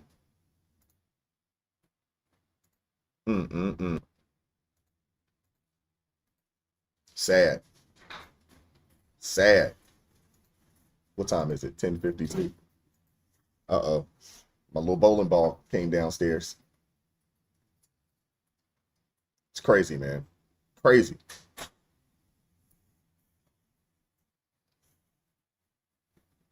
A couple super chats I want to read, and then we'll open it up.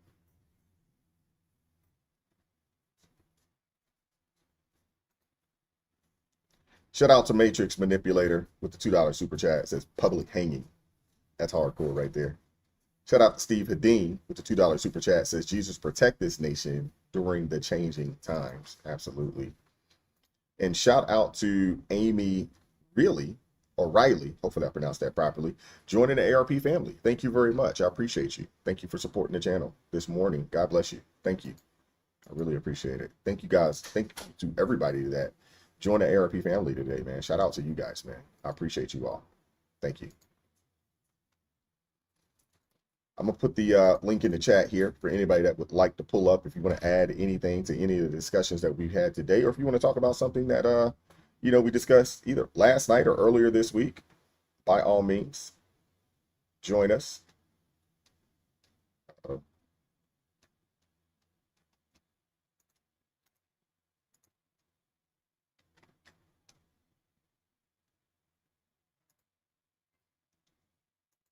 Lot going on, so we'll pin that to the top. All righty, so we're gonna open that up here, but I do appreciate you guys. Appreciate you guys. All right, looks like Brian's getting up out of here. Take care, brother. Appreciate you pulling up this morning. We got Rolando ready to go. Like, you supposed to be working.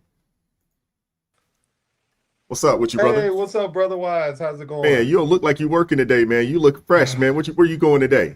Oh, I ain't going nowhere, man. I ain't doing too much of nothing, you know.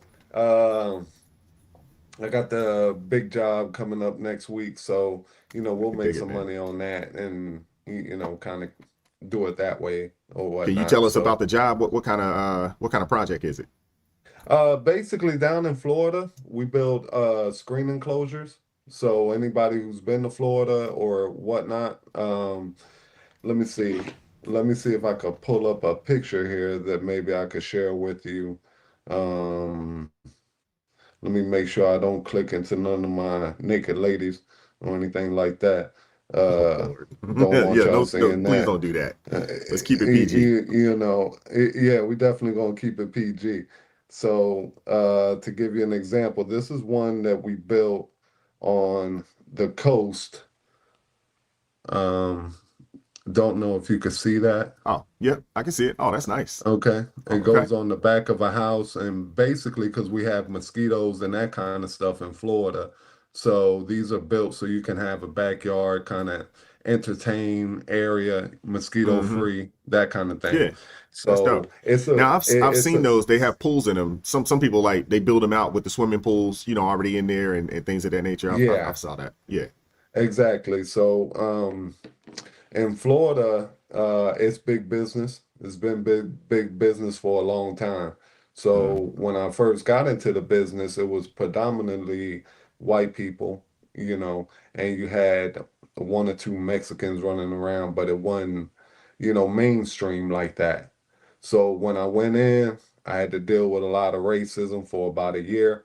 And when I tell people it was actual racism, I'm talking about the N with the hard R at the end, And so dealt with that because I knew that it was lucrative, and it was something that down the road I'd be able to make a lot of money. So luckily I had a partner. He wasn't like that. He was a white guy, but he wasn't like that. And he taught me what to do, how to do it properly. You know what I mean? So, on one hand, and this is for the people of color in the chat, and some people out there who may be seeing this, not all white people are evil. You really have to judge people by their character, because on one side I had white guys trying to tear me down, but on the other side I had white guys trying to lift me up. Well, you'll see that in all communities though, right?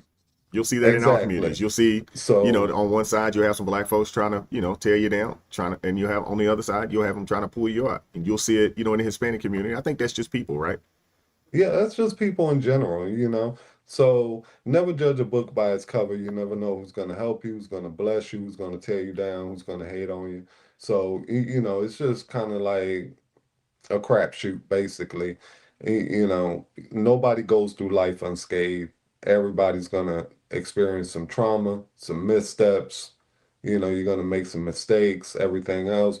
Just embrace everything and take accountability for what you do. Absolutely. Kiwan Lynette asked, aren't you Puerto Rican? Yeah, I'm Puerto Rican. Why? She don't like Puerto Ricans. Let me guess. It's because of the way I talk. All right, let me address that. Okay. I was born in Puerto Rico. All right. I grew up in Newark, New Jersey. I grew up in the projects, whatnot. I grew up around Latinos and I grew up around black people. So I have a mix of everything. I do speak Spanish fluently, even though it may not sound like it, but I freak people out all the time. And I've been told that I look like I'm half Asian. The eyes are naturally like that. It ain't because I'm smoking the tweeds or whatever else. All right. My eyes are naturally like that. I wake up in the morning, they like that. I go to bed at night, they like that. All right. They just slits. So don't know. God bless me with slits. So be it. Hey, what'd you think about the show last night, man? Listen, the show, people need to check out the show. The show was on fire.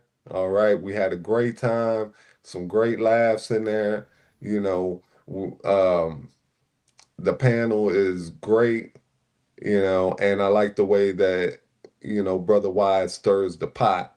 And he stirs it good. Let me tell you, you get that spoon, he get down in the bottom, and he scrape that bottom, boy. He get it stirring up, and once he get me stirred up, you just never know what's gonna come out my mouth. I hear that. But it's all in good faith. It's all in good spirit. We're all friends. Everybody has a good time. I tell people, because sometimes they bash me in the comments or the chats, this is all jokes, and this is all just to get conversation and dialogue going. So don't take anything that we say literal. Don't take it as we're being mean-spirited or anything like that. It's all entertainment. We want to be the new late show. Wise don't like my suggestion of the wash, but I'll forgive you for that, and so will God. Well, I said I would take it into consideration, and I did. I did. I took it into consideration. Yeah, that's basically like, man, get out of here. Go on somewhere. No, because I was almost there, and I was almost there because I think we had talked about this, or I might have said it on the show the other day, and I had mentioned the rinse, because you were saying like, hey, the dirt comes out in the wash, and I was like, no, it comes out in the rinse. So I was actually thinking, I was leaning towards the rinse, and then yesterday, just so happened, it came across. And I saw something that said the late shift, and I said, "That's it, the late shift. That's it." And I was like, "It sounds good," and I was like, "That's it, the late shift." Because I first heard it, and then I was like, "Did Wise just steal the title of that Jamie Foxx and Snoop Dogg movie?" And I had to look that up last night. I was like, and is there a Jamie Foxx and Snoop Dogg movie called The Late Shift? If it is, I've never seen it. I think it's called The Shift. It's on The Netflix. Shift. They're Okay. supposed to be vampires or something like that. It's some wild movie. I've never watched it. Never. Yeah, so I thought about that, and I was like, did Wise just steal they movie title? Like, what's going on over here? But no, it turned out to be two totally different things. But still, I always like to promote the Wednesday show. Y'all should come check it out. The Friday show has had a head start. I get that. They're the veterans, they're the OGs. But let me tell you, we coming up quick from the rear, and we're going to take them down. Them and they good smelling preacher. I talked about that last night. Preacher got some smell-o-vision going on over there. All right. But come on over here. All right. We got come jokes, check us out, man. Come check us out. And we got the family. So well, hopefully in the near future, we'll rock it, for one day a week, but hopefully in the near future, I'd like to add a day in the near future. And maybe maybe it's a weekend, maybe a Friday night or a Saturday night, something along those lines. I'm not sure. My preference would be, a Friday night. So, I can sleep in. So since I won't have to, if we stay up till 2:00 in the morning, it won't matter because I can sleep in, on Saturday, in comparison to staying up late on a Wednesday. And I still got to get up and be here, in the morning. But, Hey, and shout out to Sugar Shane. Stop picking on me in the chats. Okay. He forever taking little pop shots at me in the chat, but I love you, bro. You're a good dude. But Wise, I wanted to talk to you about the food stamp thing. Listen, man, this food stamp thing, this is what comes with years and years and years of entitlements and handouts. All right. And at the end of the day, it's just like a lottery winner, dude. You can win $20 million, give all everybody in your family some money. The second they run out, they come running back for They more coming money. right You back. don't want to give it to them. You the biggest, dirt bag that ever walked the planet. This is just classic human behavior. So at the end of the day, they lucky they dealing with Trump. They ain't dealing with me. Because at the end of the day, none of them be getting food stamps. Okay. The only people who will qualify for food stamps in my world would be retirees and disabled. Yeah. And I ain't talking about you go down there and play crazy disabled. I need you twisted up like you throwing up gang signs disabled. Okay? Oh, Lord. Because at the end of the day, I can walk into Walmart. I've been places, Walgreens, Targets. I've seen people in wheelchairs working. I've Yeah, seen working as people greeters and stuff like that. Absolutely. exactly. Absolutely. So all this trying to play like you disabled or whatever. Listen, I have a disabled niece, okay, and she's for real deal disabled. Okay. These are the people who we should be taking care of. Okay. And we should be taking care of the elderly. Outside of that, you need to get to work. Yeah. You And need to get nowadays, to there's no work. excuse, man. There are so many ways to get some money today. There's so many ways. Exactly. You even got men on there complaining, talking about he need his EBT. Come Yeah. on, bro. Talking about you a boss. You the boss of what? You know, you the boss of the no-getters, basically. Mm-hmm. You know, I am the union president of the leeches. You know, that kind of stuff. Because at the end of the day, in the 80s, and let me take it back because I know most of your clients are, born in the 2000s and the 90s. But in the 80s, you didn't have this nice little debit card that you could walk in and just swipe right quick. Nobody know what you're paying with. None of that. We had to walk in the store with booklets of food stamps. Remember the booklets, why? I remember that. Yeah. I remember They give that. you a stack of booklets this wide. You be sitting right there in the register. There's 10 people behind you. You counting out tens, you counting out ones, you counting out 20s and 50s in all food stamp. And there was an element of shame that came with that, especially with the children. The children, Oh, because you they're would get merciless. clowned if you got caught You with would a get food stamp back in the clowned. day. They would get you. Exactly. And that shame really, I believe, push kids forward to say, you know what, that's not gonna ever be me. Yeah. I'm gonna do something with my life. I'm gonna get some money. Exactly. And in I'm some gonna be some better. cases, it pushed some of the young folks, to some unsavory ways of getting money. You know what I'm saying? It pushed, in that time frame, it pushed a lot of youngins, into, the crack era and in that era, Because at the because end they of the didn't day, want to Wise, be clowned. Yeah. at the end of the day, Wise, the truest thing in life is this: pressure make diamonds, not hugs.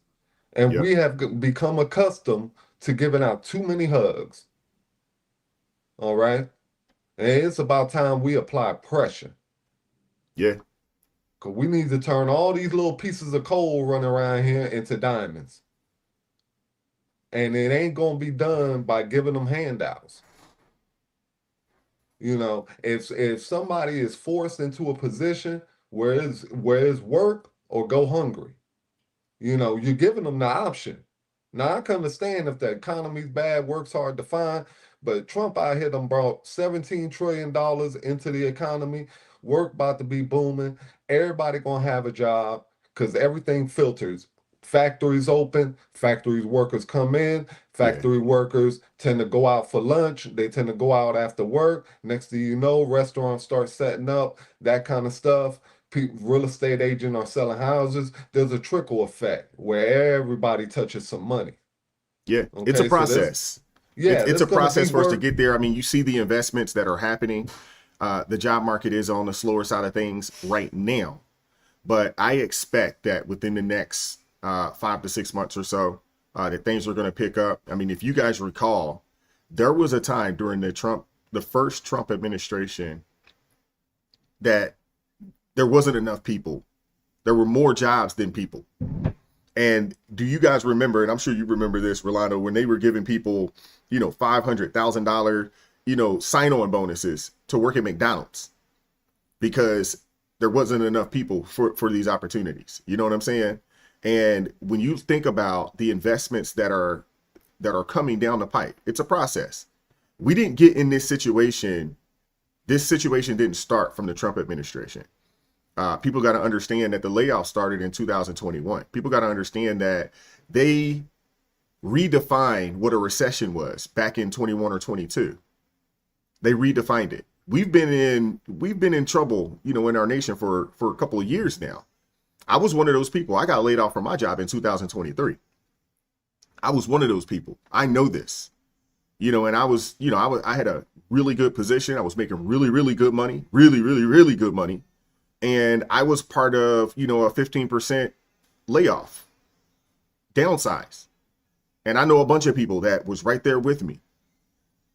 So This isn't new stuff. And then people think that, hey, the president can get in, he can snap his finger, and all of a sudden things are just going to go back to the way they were in 2018, 2019. And that's not how it works. It takes the investment first.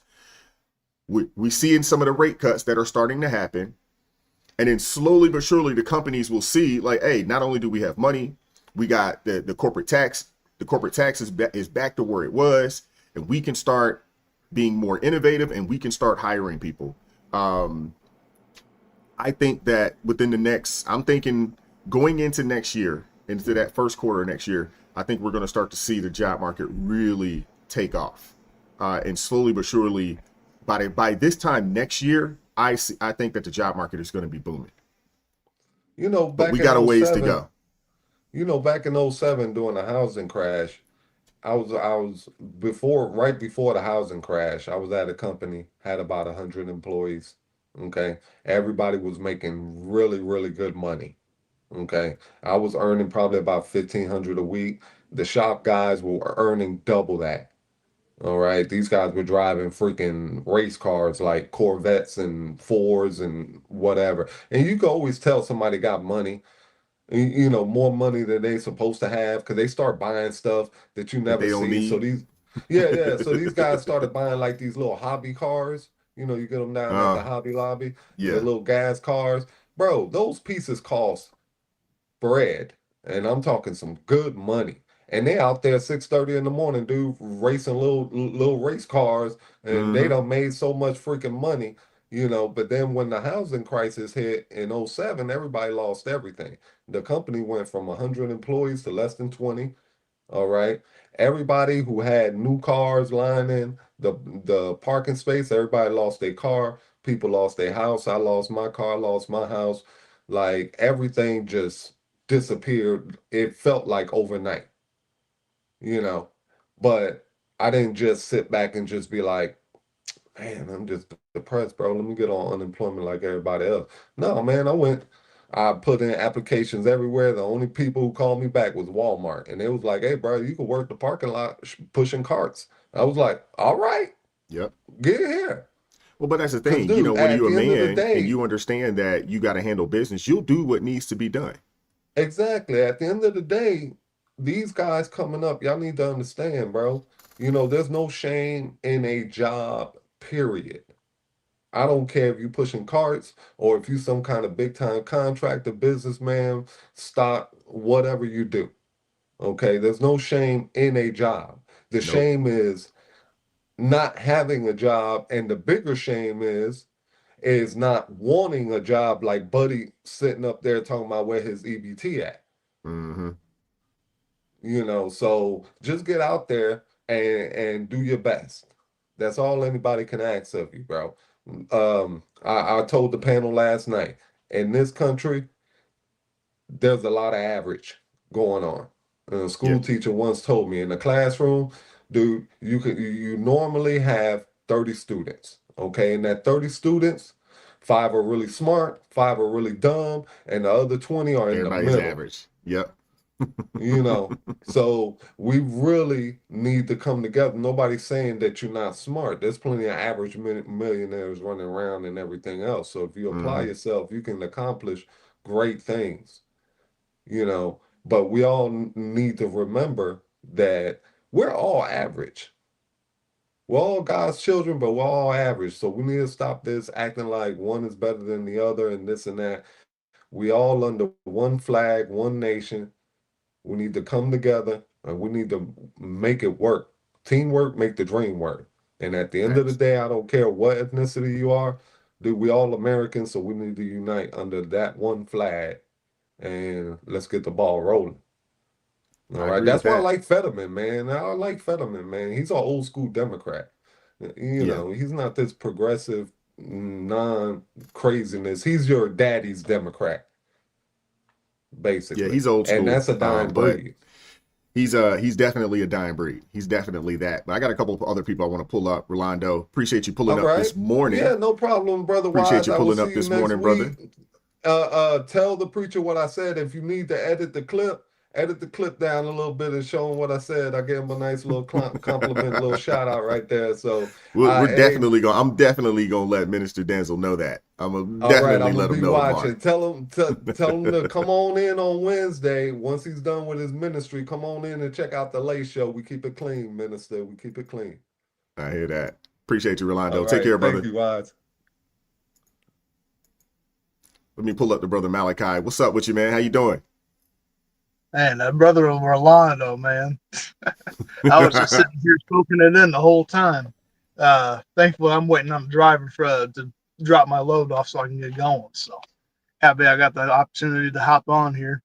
Yeah, man. Yeah, man. But yeah, yep, rain's going away, but we need the rain over here bad, man. So blessing to see that. But yeah, piggybacking off of what Rolando said, everything he said is 100% valid.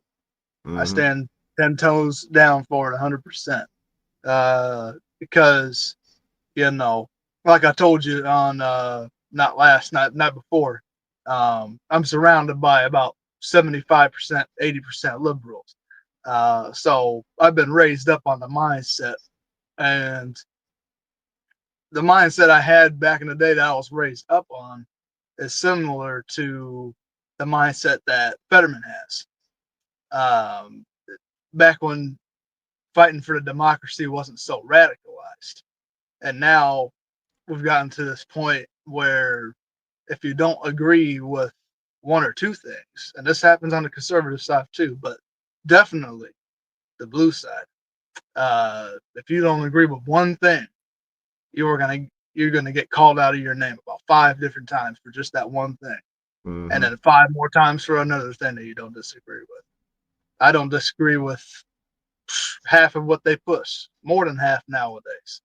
So we need to get back to the point where we stop trusting in the system so much. And if you don't want to lean on God, that's fine, but you at least got to respect when we do. Because us as believers trust no man.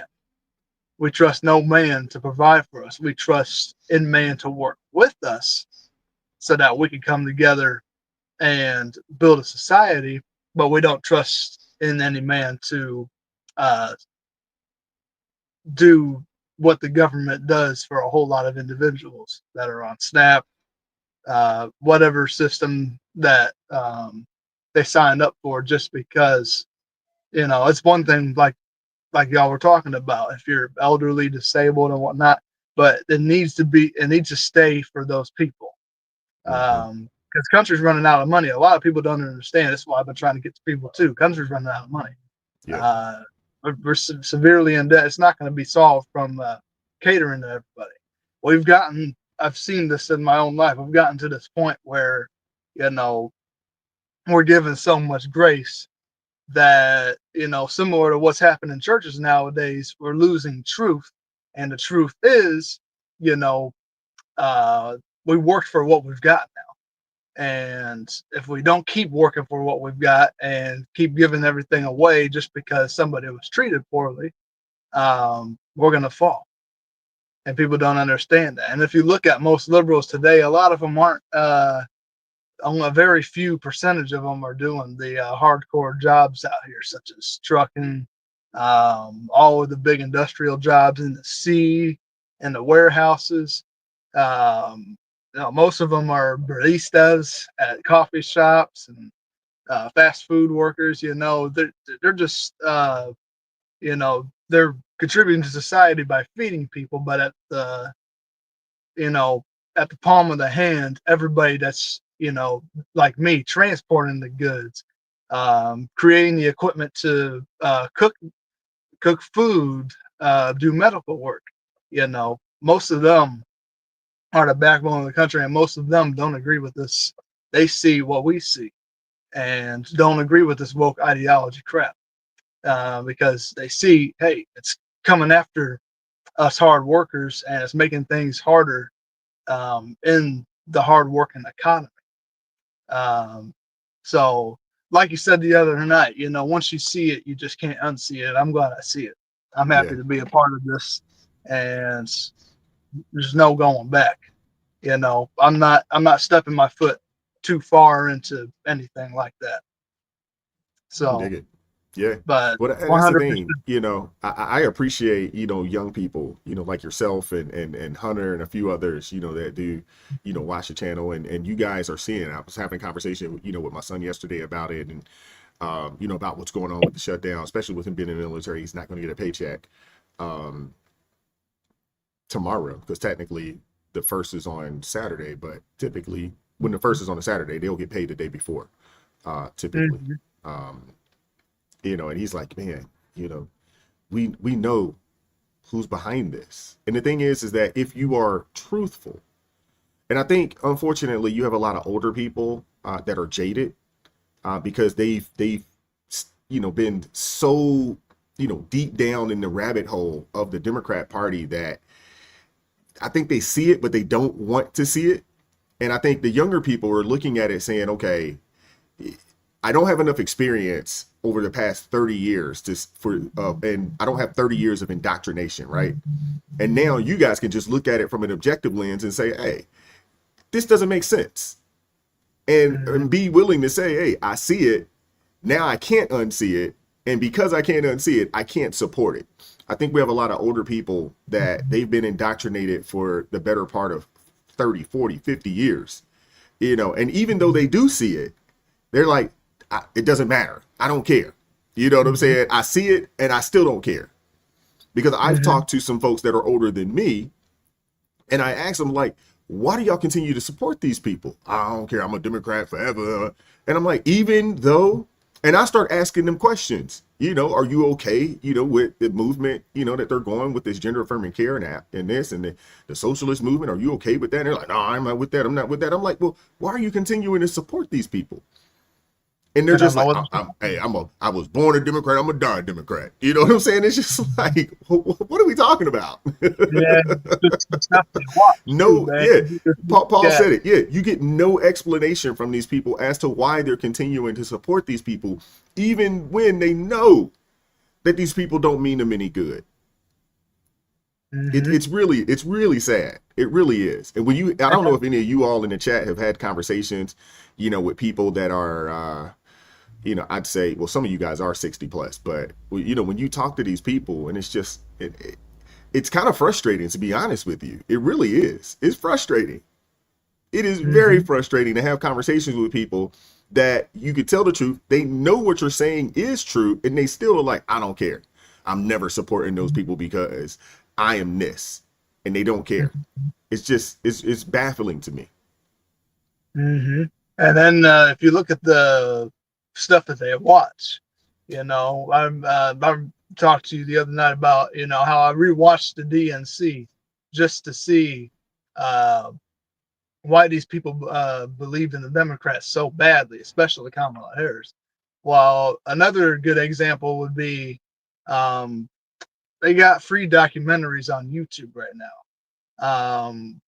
One of them is, I don't know if they're still free right now, but the election of Barack Obama back in 2008. And then there's also another one, Trump, the art of the insult. If I've watched both of them now. If you watch the different ones, you can tell, and Hollywood's tied into this too. You can see the pattern on how they framed it, to where they pointed at everything good about Obama and all of Trump's unapologetically Trump moments, and framed it in a way that if you watch one and then watch the other and you're not experienced in seeing how the world's moving nowadays, then you're easily going to go to the Democrat side, because they portray themselves as the best thing for the world. And it reminds me of the scripture in the Bible where it says Satan disguises himself as the angel of light. I'm not a believer that every Democrat is of Satan, because similar to the one you just had on the channel, what's his name? MPA. Fetterman. Oh yeah, Fetterman, Similar to him, you know, he's still got that mindset to where if it gets to be too much to where he's going to have to pick a side, it's going to turn into a RFK Jr. Tulsi Gabbard moment where, hey, I'm out of here. It's I believe the only true demon rats, as somebody called it, and I adopted that title, are the ones that are sticking with it. They can't leave the money because we know the love of money is the root of all evil. And and they're just going to stick with it because they know they're going to get paid. Their families are going to get paid, and they know that their face is pretty enough and their smile is good enough that they're going to be able to convince people. Yeah. So those are the people I believe are of the devil, as Pastor Jennings would say. It's of the devil. I like Pastor Jennings. I like him a lot. Yeah. Yeah. Praise right, Jesus. Malachi. Well, let me Appreciate get you out of here, man. Appreciate you pulling up today. Appreciate you. Be safe out there on the road. And I gotta say, man, you're looking clean and crisp in the work shirt, man. I love it. I love it. You gotta represent. I'm touching people's lives, so gotta represent. Absolutely, man. That's a man that takes pride, not only in his work, but in his appearance. I love it, man. I love it. Inspired by another coworker. He wears a bow tie and everything. So really, nowhere near as spiffy as him, but we're working on it. Okay, I can dig it. I appreciate Shout out it, to y'all man. on the channel. I know y'all are down there again. I'll be down with you shortly. All righty. Thanks, Malachi. Take care, brother. Be safe out there on the road, man. God bless you, man. Yep, always. You too. All right. A couple super chats I want to read really quick here. Oh, okay. I think I did that one. Shout out to Ghost Crusaders TV with the $20 super chat. Says the woman in the thumbnail, the bald one screaming about her kids needing to be fed. That is taken from a parody clip. She did scream about Americans needing to feed her kids, and then she stopped, laughed, and said, no, get a job. Appreciate that, man. Thank you. There's a lot of the parody clips out there. Thank you. Let me pull up the sister Crystal. Let's see if she's ready. She got her glasses on and everything, hair whipped up. What's going on? Hey, Wise. I promised you I could get up with you this morning, so I got up with you this morning. I heard that. Hey, I actually got up early this morning. I guess I was like, I'm not going to allow myself to sleep in. I know I stayed up late, but I'm getting up early. I'm going to get on this grind early. So I was up about 6:30 this morning. So you saw, I don't know if you saw the email that I sent later. It was almost like 2, 3 in the morning. Yeah, I saw that this morning. Because I had to wind down after last night. Hey, everyone. I had to wind down. I really did. I'm enjoying right now your conversation. And of course, I led the TikTok community here. And I have some people who are just, they still upset. tripping. Yeah. They're saying that the Republican Party doesn't like Black and brown people like me because, I'm not a multi-millionaire, billionaire. Those are the only ones that they like. Somehow they don't realize that the Democrats don't care if they eat or not. I'm just saying. Yeah.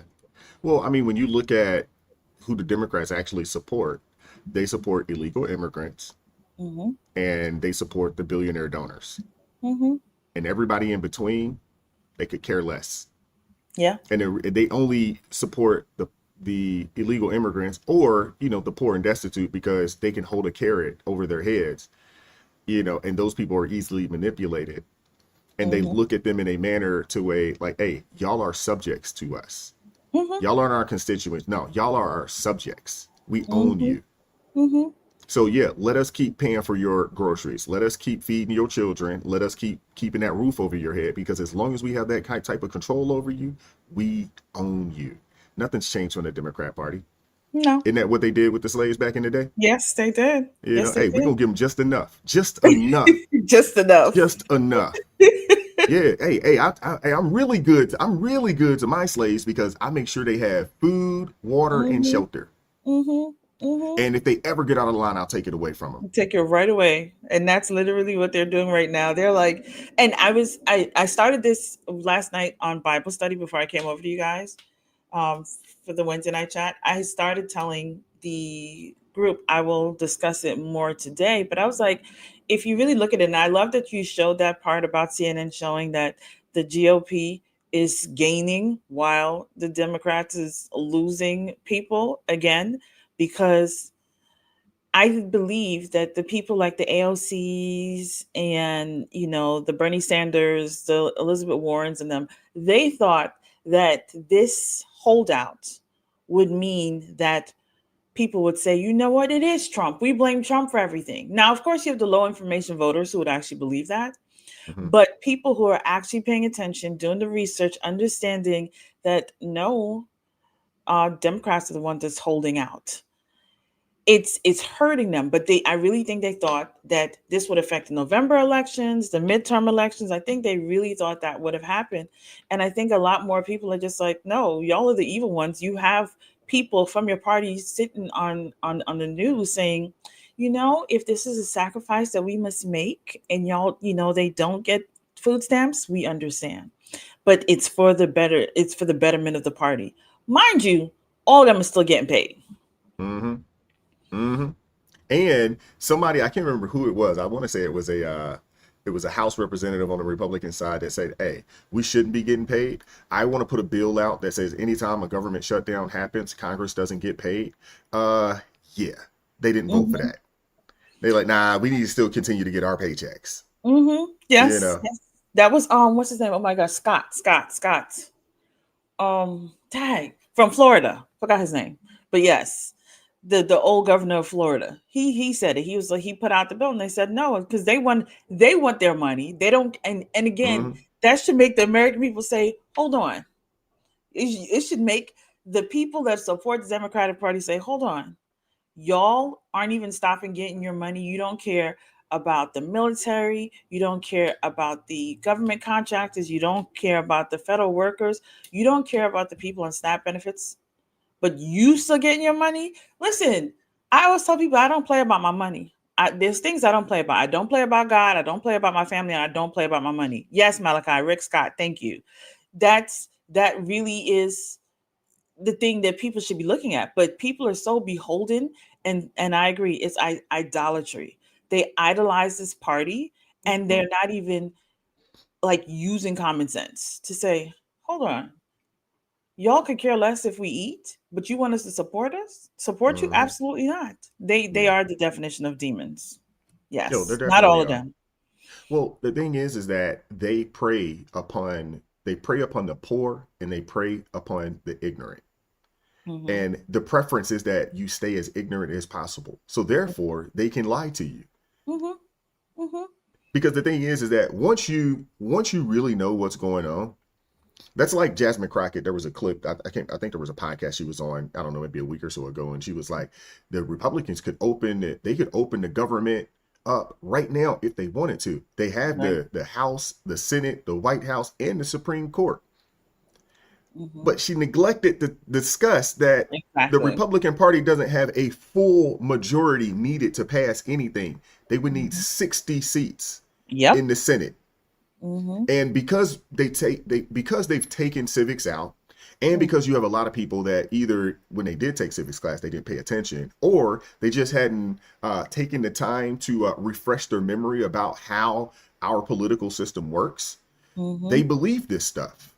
100%. They believe it, and they believe like, oh man, they have the majority. Yeah, they do, and they technically could say, you know what, screw it, we're going to a vote. But the problem is they don't want to set precedents, because if they do that, then they they'll know do it for next time. sure Mhm. that the Democrats will say, hey, the first time we get a majority, we're just doing any and everything. They get Exactly. 51, it's over with. So they don't want to set that precedence. Technically, they can. Technically, they can. Mhm. But they don't want to Yes. set that precedent.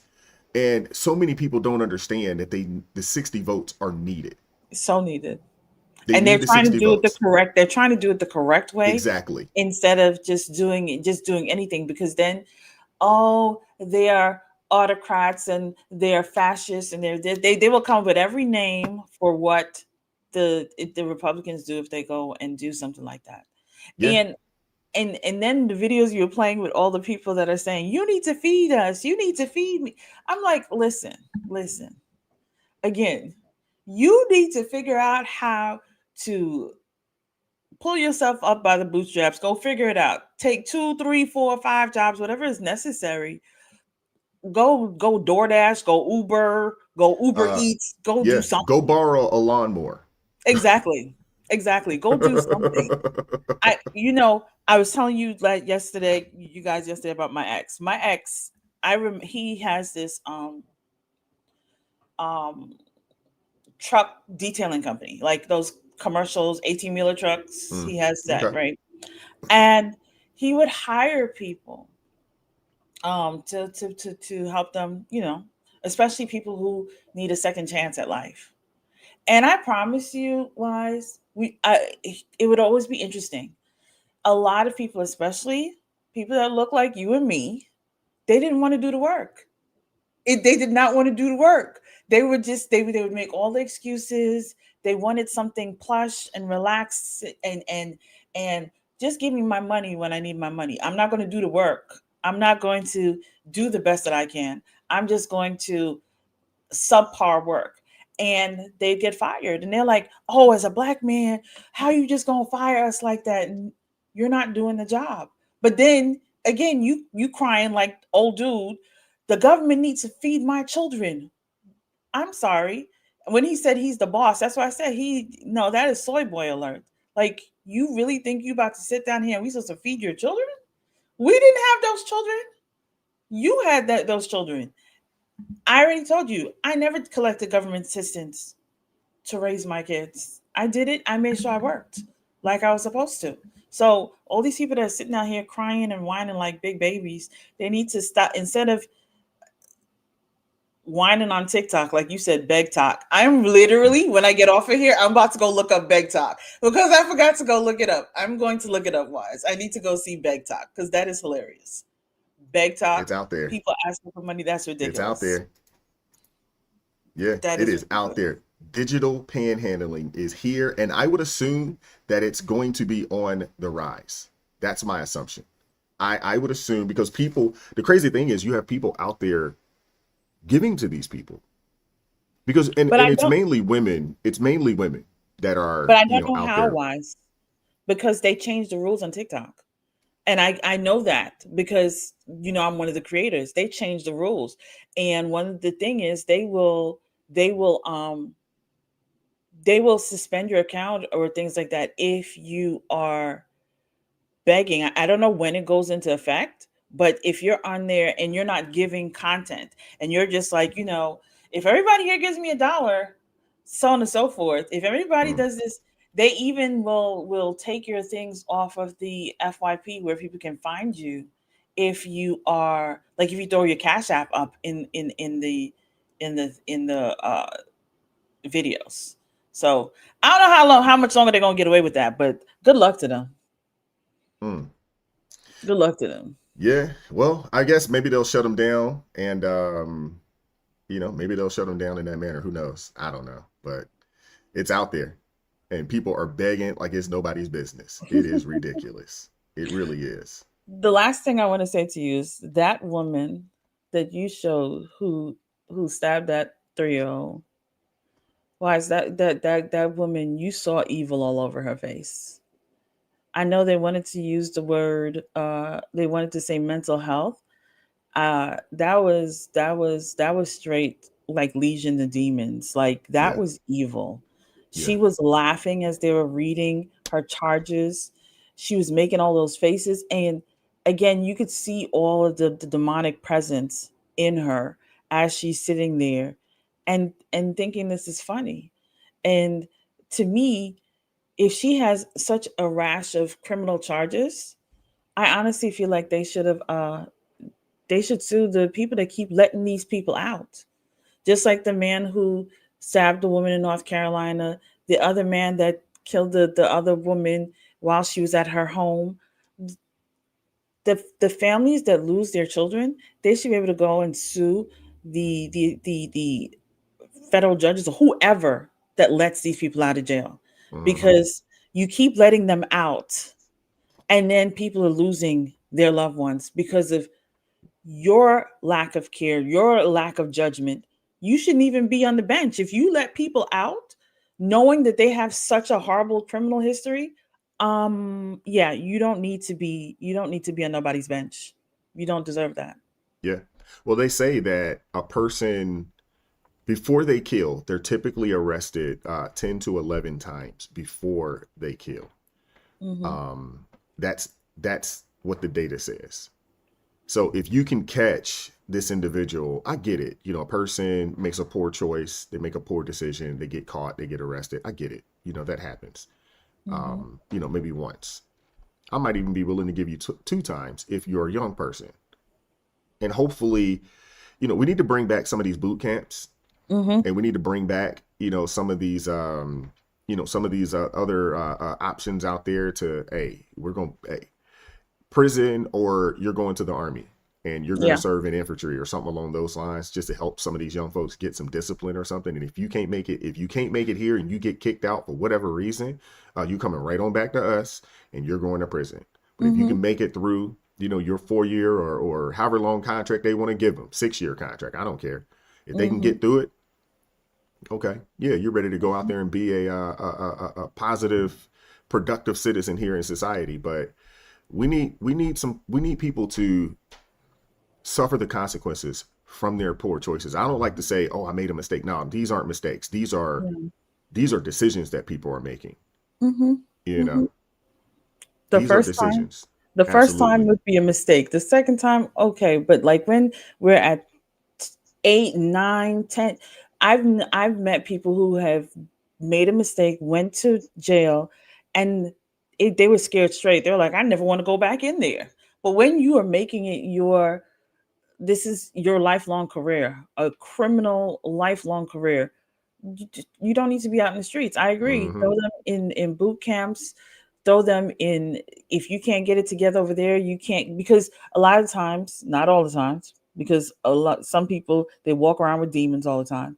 But a lot of these young people, men and women, have no direction. So they're just out here just doing anything. All right, throw them into the military. Let's get you some direction. Let's get you some discipline, because clearly you didn't get discipline when you were at home. So now let's throw you in there, and maybe you'll make a better decision. But if you're in there and you're still not making that, no, you need to be locked up. But again, letting them keep coming out, and people are losing family members and things like that. Somebody else has to pay. Besides them having to pay for that crime, somebody else has to pay for that, because you help to facilitate it by keep letting them out. No, I agree with that. I mean, look at what happened out in North Carolina. You know, that man had been arrested well over 12 times, 11, 12, 13, 14 times or whatever. And, you know, he had just got out for a violent offense and he was already out on the streets. That's ridiculous. That is ridiculous. And the family should be able to sue the judge that allowed this dude to be out here walking the streets. You know, and I think I look at things differently, especially when they are violent acts, because typically once people start committing violent acts, and I gotta say this, it's different than, oh, I was at the bar, I got to fighting with somebody. Yeah, I agree. You know, that's a different situation in comparison to, this is an aggravated assault, you know, there was a robbery involved or something along those lines. Those are different situations. You know, maybe it's some form of SA or something along those lines. You know, I don't think those people should get those types of passes, but that's what's been going on. You know, people will commit. I mean, think about this. If you recall last year, they jumped on the police, the illegal immigrant. You remember that up in New York? Yes, they jumped the police. It was like 3 or 4 of them. And these dudes were out like the next day. Exactly. Like, what are we talking about? They jumped the police. Who jumps the police? And get out. and then they get out. How does this happen? It makes no sense. None. I remember watching, I was like, wow, they jumped the police. And the police never pulled his gun out, which I think is... It's crazy. Crazy to me. It's crazy. They should have... Listen, a lot should have went down there, but they were able to get out. And it's like they're setting a precedence. I'm glad Trump is back in office, because law and order is a thing that is very necessary. And it's our jobs in our local elections to unseat a lot of these judges that aren't doing their job. Because everybody always we always talk about it, everybody always recognize the presidential elections and all of that. Let's pay attention to Senate races. But somehow or the other, you forget your local elections, where a lot of these judges are going up to be on the bench. And you have a say. You have a say. Go look them up, see who they are, what they're doing, and decide, is there somebody I want on my bench? Because how many people did you let out of jail already? How many people did you give them a slap in the wrist instead of saying, no, you need to serve time? These are the things that we need to pay attention to, instead of just always focusing on the big picture. You need to look at the little things as well. You really do. Absolutely. Well, they lowered the standards. I didn't find this out until I was 45 years old when I found out that you didn't need to be a lawyer to be a judge. Right? Me too. Wow. That was news. It's like, wait, you don't have to be a lawyer? I thought that was just part of the process. Me too. Listen, the day you put that woman up and you said, oh yeah, she wasn't a lawyer, I said, wait, what? What do you mean? She was somebody's friend and they helped get her on the bench? Like that's how it works? I've never heard that foolishness. I've never heard that before. I just thought that the natural progression to become a judge, if you were because everybody can't become a judge, but if you were a judge, I just assumed that you started off as some lowly lawyer and you worked your way up and eventually you got a judge seat. Exactly. I had no idea that that's not how that worked. I was like, wow, they really have lowered the standards for everything. Jeez. What's next? You don't have to go to medical school to be a doctor? To be a doctor, right? What's next? Seriously. But Goodness gracious. How are you supposed to know the statutes? How are you supposed to know all these things if you never even studied? Like, none of that makes sense. And this is the DEI. Exactly. Thank you, people. That's the DEI world that Joe Biden administration wanted us in, that DEI world. And then you have these crazy libs that are sitting there threatening. By the way, Wise, have you seen Jennifer Welch? Jennifer Welch. I don't think so. I need you to look up Jennifer Welch. She literally said that if the Democrats don't start moving closer to the progressive liberal mindset, then violence needs to come to them, same way that violence comes to the political violence needs to come to them, the same way it's coming to the Republican Party. Someone like that has a platform, and it's not like I'm going to say like this. Okay. It's not like she's like talking about. I've seen this lady. Yeah, it's not like she's a crystal. Let's just say I'm a little small creator. I ain't got all these people sitting listening to me. She is a big creator. She is on CNN. She's on MSNBC. She's on all of these shows and platforms, and she has the audacity to be calling for violence. Again, I know there's freedom of speech, but I feel like consequences. Consequences should be a real thing, because everybody is not right in their mind. And you're sitting here calling for political violence against people. Let's play the clip. Let's play the clip. Give me a second. I found it. I think this is it. Hopefully this is it. Oh my gosh. This is the lady that was upset that she said she finally had some black people move in her neighborhood and they put a Trump 2024 sign out, and she was like, before that though, she was like, it's great. We needed a little color in this neighborhood. And then she was like, and then they put a Trump 2024 sign. She's like, we want some black people, but not those kind of black people.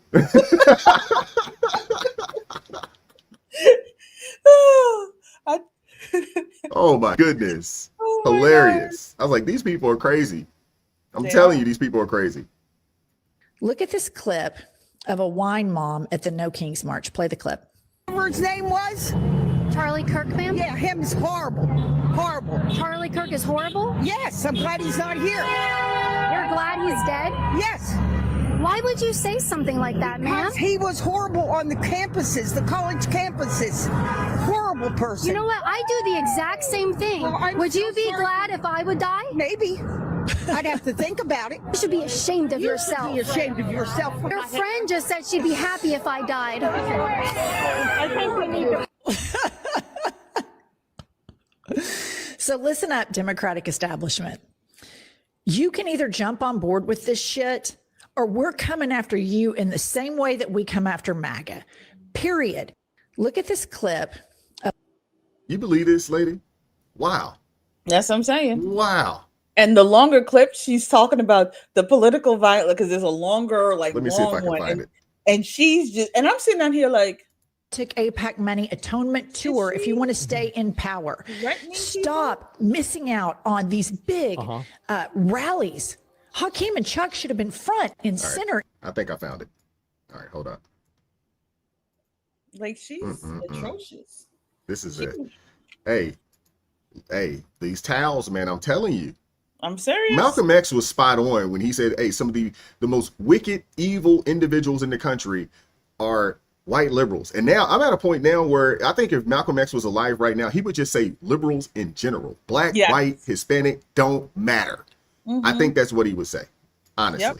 I agree. Finally, if you think the Zoran thing is happening just in New York, and you think people are waking up only in New York City, you're mistaken. Look at this clip of a wine mom at the No Kings March. Play the clip. Whatever his name was? Charlie Kirk, ma'am? Yeah, him's horrible. Go on the same way that we come after MAGA. Period. Stop taking APAC money. Go on an I'm sorry I took APAC money atonement tour if you want to stay in power. Stop missing out on these big rallies.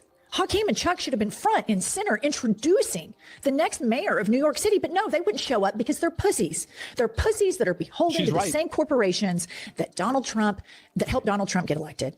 And this is just an embarrassment. Kudos to Bernie, to AOC, to Zoran. And that woman out in somewhere middle America saying, fuck Charlie Kirk, he was a racist, he was a piece of shit. There are so many more of us than there are of them. And these Democrats. Exactly.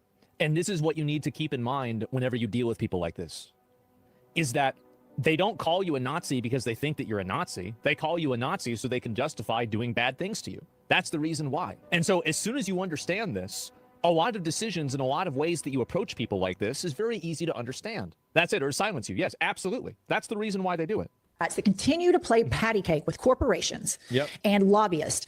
Nobody wants that. Nobody wants you. We want politicians to speak freely and look at what the benefit is. Look at what is happening in New York.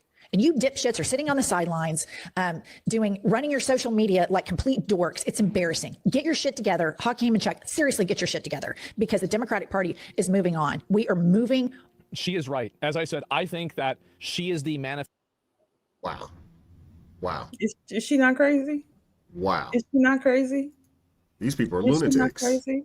These are lunatics.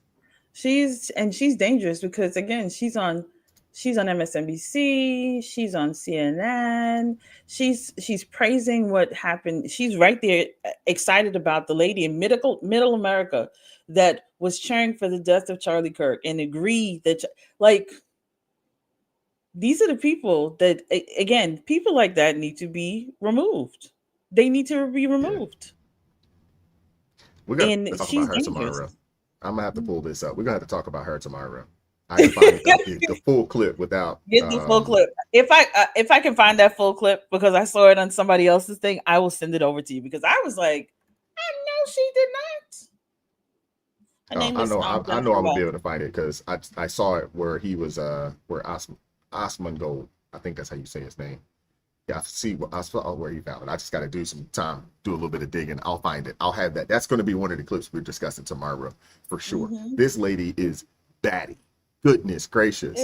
And she is, I saw her before. I just didn't know her name. But, and I'm glad I didn't know her name. I don't think her name's worth knowing, to be honest with you. Especially when you're that crazy. You're that crazy. But that is the lady that was upset that Black folks that supported the president moved into her neighborhood. She was upset. Now, mind you, she lived in a super lily white neighborhood. There were no black people in her neighborhood. And then finally some black folks moved there. She's like, dang, not those types. Those aren't the type of black people we want. I told my mom or my daughter yesterday, I said, she's the same type of woman that would see me and first she would come into my live and she'd be like, oh, a sister, yay. And then I mentioned Trump and she'd be one of those that call me an N with a hard R. I already know it because if you're not in agreement, they're going to call you that. And I always look at them because whenever they come into my TikTok room and say that, I'm like, I thought y'all were the party of inclusivity. I don't understand. Why are you calling me anything other than a child of God? I'm confused. They're all hypocrites, man. They're all hypocrites. And the one thing I will say this, and I want to get out of here, but I do appreciate the fact that these people are telling us exactly who they are and what they're about. They're no longer trying to hide it anymore. They are overtly in your face telling you, hey, we are socialists, we are communists, and if you do not agree or get on board with our agenda, we're willing to kill you over it. I'm glad that they're putting it out there. Yep. I am glad. They don't have to hide it. Hey, they're not even trying to hide it anymore. And I appreciate that. Now it's for those of us on this side of things and other Americans out there, it's for us to believe them. When people show you who they are, you have to believe them. Amen. Don't shrug it off and say, oh, no, they don't really mean it that way. No. Because she's not the only one talking like this. There's a multitude of people talking like this. Yep. They're overt with it now. They truly believe that they do not have to be in a closet with this anymore. No. You got to accept it and know that they are who they are. And you either run with them or you drop off. It's that simple. And now, think about this. The other thing that I really appreciate too is that now, if you are still supporting these people, I don't want to hear nothing about you claiming to be a Christian or being a member of the body of Christ. I don't want to hear anything about that. Nope. If you're supporting that type of rhetoric, you're supporting people that believe that because you're on the other side of the aisle politically, that they can kill you. Then we don't need you. You're not a follower of Christ at all. Yeah. So I'm with it. Hey, please tell us. Please tell everybody. And then at that point, you get to make a decision. And when you decide to side with those people, you're letting everybody know exactly who you are and where you stand. Exactly. We talked about this, I think maybe last week or the week before, but there's two sides to this, man. And it isn't a race thing. It ain't black, white, Hispanic, Asian. No, you either standing with the body of Christ or you with the devil. That's it. You got to make that choice now. You got to make that. And I don't want to hear, oh, I'm black, I got to stand with these people. No, nope. I don't want to hear that. Nope. You either standing with the body of Christ or you standing with the devil. And you said it. Hey, you can't even be in the middle. You can't be on the fence because the devil owns the fence. Devil owns the fence. No lukewarmness here. You can't be lukewarm in this. Exactly. You can't try. Oh, I'm a straddle and play middle of the road. Nah. They're forcing people to make a decision. Yes, and that's what it comes down to. Because one spirit, one body, one truth. That's it. There's one Holy Spirit, one body, one truth. You cannot say that you're a believer in Christ and you over there while the rest of the body is over here. That doesn't even make sense. And if what you're standing for does not align with Christ, then you are not a follower of Christ. We're not even going to argue that point. Just know that your fruit told us who you are. And don't tell me I can't judge, because the Lord says in John 7:24, judge righteously. So I'm going to judge righteously, and you are not standing with Christ. It's that simple. Yep. Simple as that. And with that being said, we're going to get out of here. We'll be back at this thing tomorrow morning, 9:30 a.m. Eastern Standard Time. Y'all make sure y'all pull up, come hang out with us. Thank you, Crystal. Appreciate you pulling up for a little bit today. Thank you. Thank you very much. I'll touch base with you a little later. All right. Bye. Peace. All right, folks, we're going to get out of here. I got a dentist appointment today I got to get to, and I want to go say what's up and hang out with the wife for a little bit before I get out of here, and then, get the rest of my workday started. But I do appreciate you guys pulling up and hanging out with us for 2.5 hours today. Look at that, man. Look at that. Shout out to you, Tyrone, man. Appreciate you, brother. Appreciate you pulling up. Shout out to Lex Gars as well. Appreciate you pulling up as well. Papa Died. Thank you guys for pulling up. Appreciate you all, man. Thank you guys for supporting the channel. I hope you guys enjoyed the show today. I hope you did. I want to make sure I didn't miss any super chats. Let me make sure. Shout out to Debbie Carnes joining the ARP family. Thank you very much for supporting the channel, supporting me, supporting what we're doing over here at ARP. I thank you very much, man. God bless you. And shout out to the brother Rolando Velez with the $10 super chat. Says, I had a dream last night that Crystal hit me with a hit me with a scooter on South Beach. It was terrifying. Lord have mercy. Rolando a nut. But appreciate you guys, man. I hope you guys enjoyed the show today. Thank you guys so much, for supporting the channel. Thank you to everybody that supported the channel financially this morning. Thank you guys very, very much. I really, really appreciate it. Shout out to all my ARP family members. Thank you guys very much for supporting the channel. I really appreciate it. Shout out to those that have supported the channel via Buy Me a Coffee. Shout out to Karen. Thank you very much. And there was another individual. Oh, shout out to William L. Suschultz. Thank you very much for supporting me via Buy Me a Coffee. Shout out to Eric Plummer for supporting the channel via Cash App. Thank you very much, man. I appreciate you guys supporting what we're doing over here, man. Like I said, Lord willing, we will be back at this thing tomorrow morning, 9:30 a.m. Eastern Standard Time. Panel show. Y'all know what time it is. Crystal from Crystal Beyond Labels, Celeste from Celeste_Duffy. We got my brother AT pulling up. We got my brother Jay Witt from the Jay Witt podcast. And last but not least, your favorite Minister Danzel will be in the building tomorrow. Be on the lookout for that, man. That's going to be a great show. Y'all already know what time it is. It's always a good time when the crew pulls up. And I'm thankful and blessed, to have them, be a part of what we're doing over here. So I appreciate that. And as always, man, hey, enjoy the rest of your day. Happy Thursday or Friday Eve, and happy Thursday to you guys, man. Keep God first, stay prayed up. We'll catch up with you all next time. Y'all take care. Peace. And the problem I got with the New School Church is that we've developed a victim theology. This victim theology that suggests that everything wrong in your life is either your haters or the devil. When sometimes the worst thing in your life is you. You don't pray, you don't talk to God, you don't tithe, you don't read your Bible, and you think you can come to church and listen to my jacked up self and be better all week. I'm having to pray and talk to God all week too. That's why the devil think the church soft now. The devil be in hell like they lame and washed out. All they want to do is jump up, slap hot neighbors, high five, sing, shout, cry, roll on the floor, go home and do the exact same thing. When I'm trying to show you, if you ever make up in your mind, I'm ready to repent, I'm ready to pray, and I'm ready to get in my word. Why? Because your situation don't change the word, but the word will change your situation. Somebody shout, yeah!